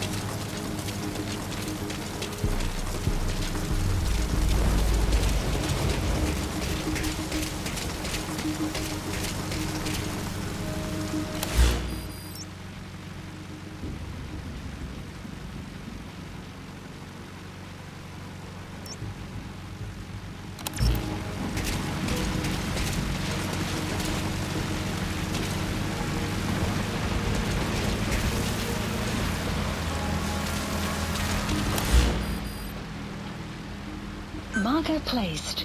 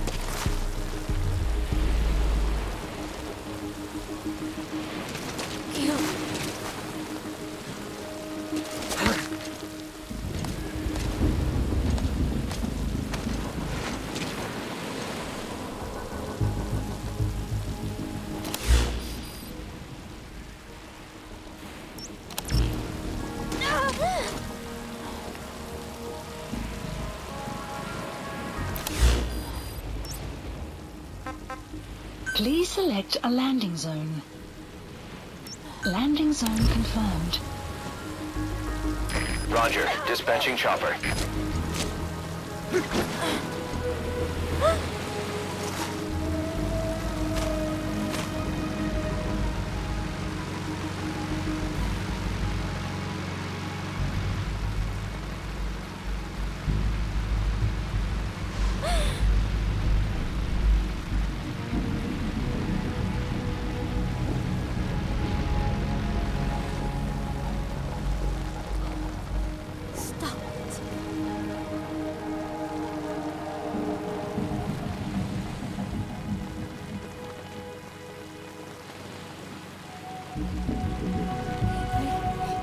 Hit me all you want.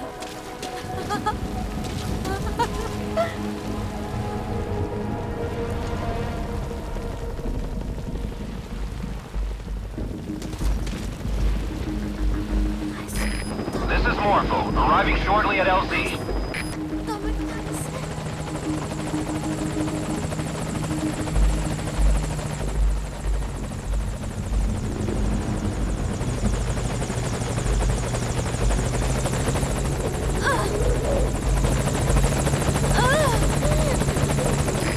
This is Morpho, on station at LZ.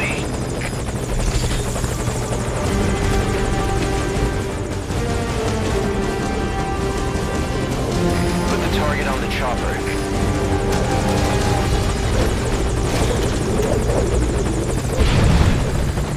Mission info has been updated.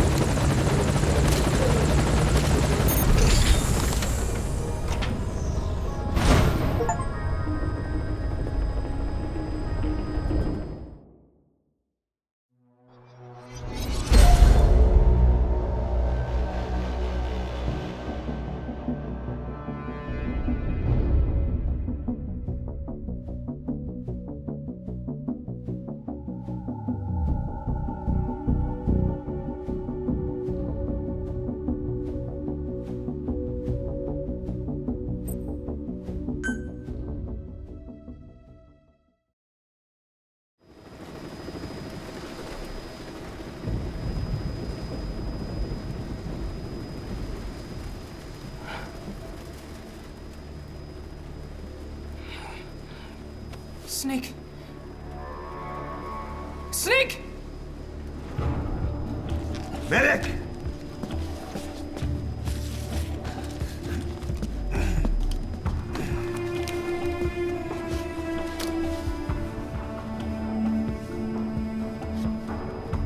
She's rigged. Damn it, we were set up! We gotta get it out. No time for anesthetic. We have to open her now. Hold her down. Hold her down!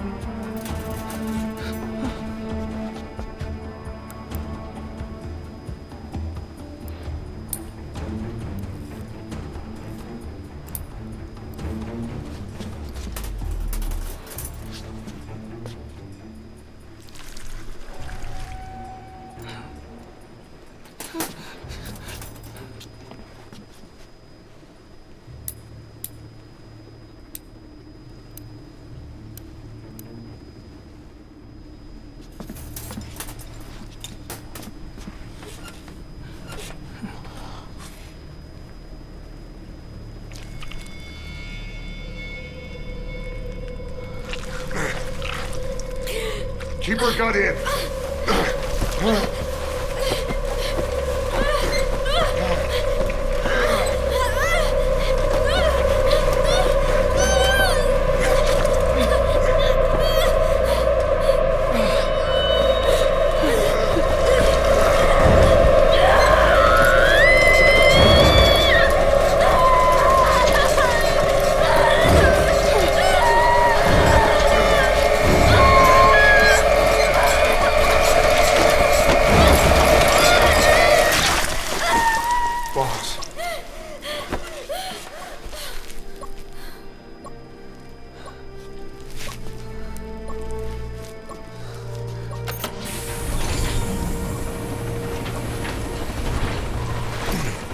Breathing stable, no active bleeding.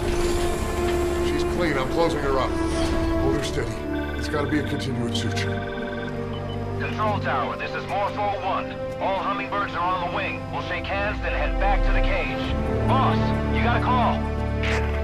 Boss, can you hear me? What's up, Huey? Our guests are right on time. Document destruction and hangar decontamination are complete. AFVs have been stowed away, and Zeke's on the seafloor along with a nuke. Everyone's got their story straight. The guided tour will be wrapped up by the time you get home. Make me proud. By the time they leave, I'll have the IAEA praising us as the poster boys for world peace. Out.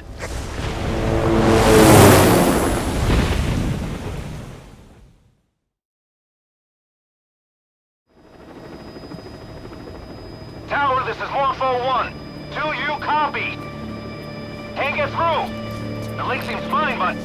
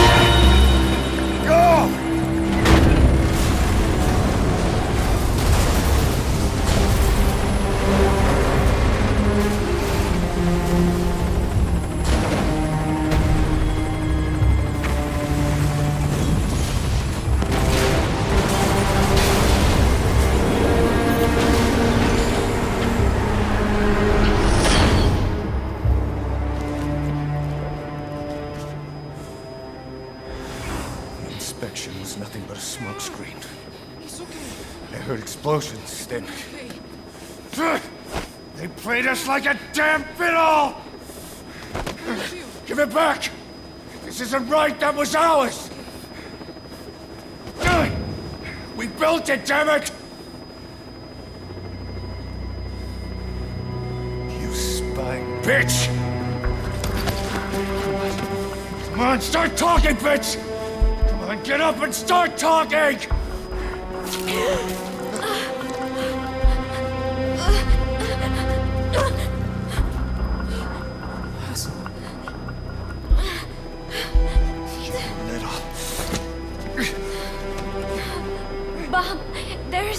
all right, we got it out.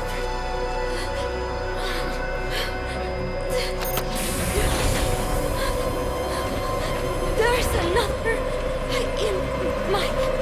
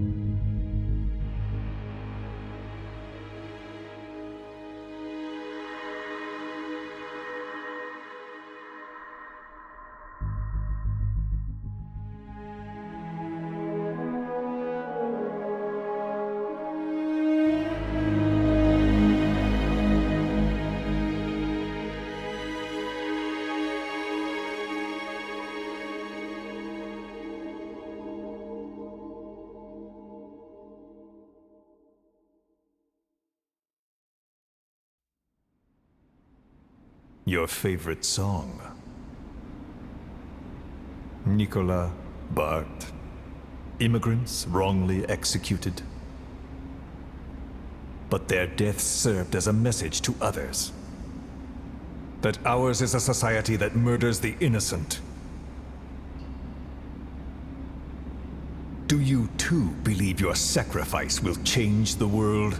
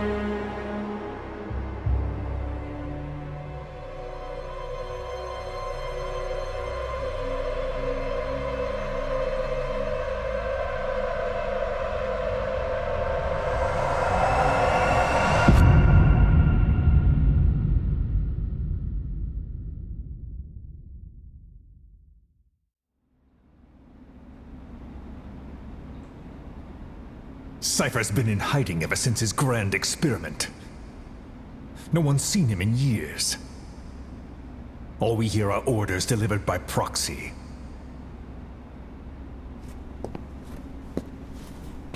Except you.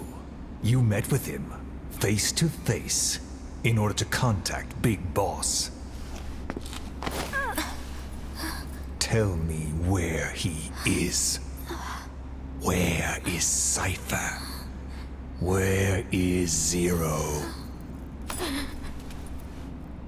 I've never known choice. Where I was born, the language I speak, I've never had the freedom to choose for myself. But you, right now, are free. Do as you will. This will save Big Boss. It may. Will you really kill Zero for me? Not for you. All right. Zero is...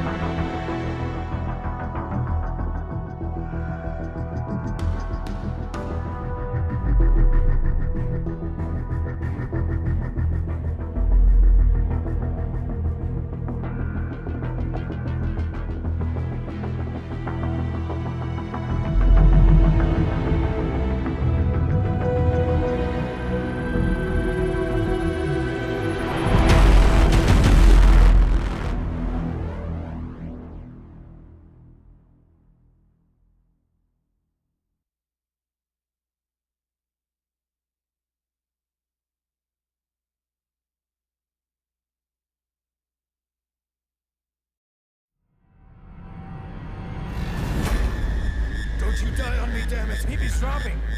Intubate, now! Clear!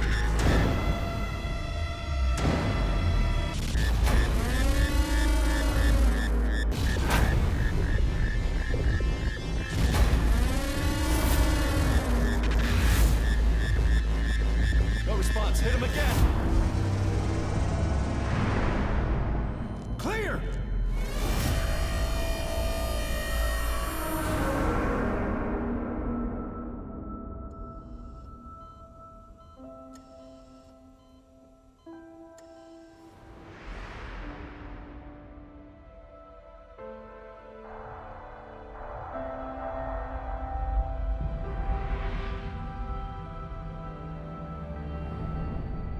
You've been in a coma for quite some time.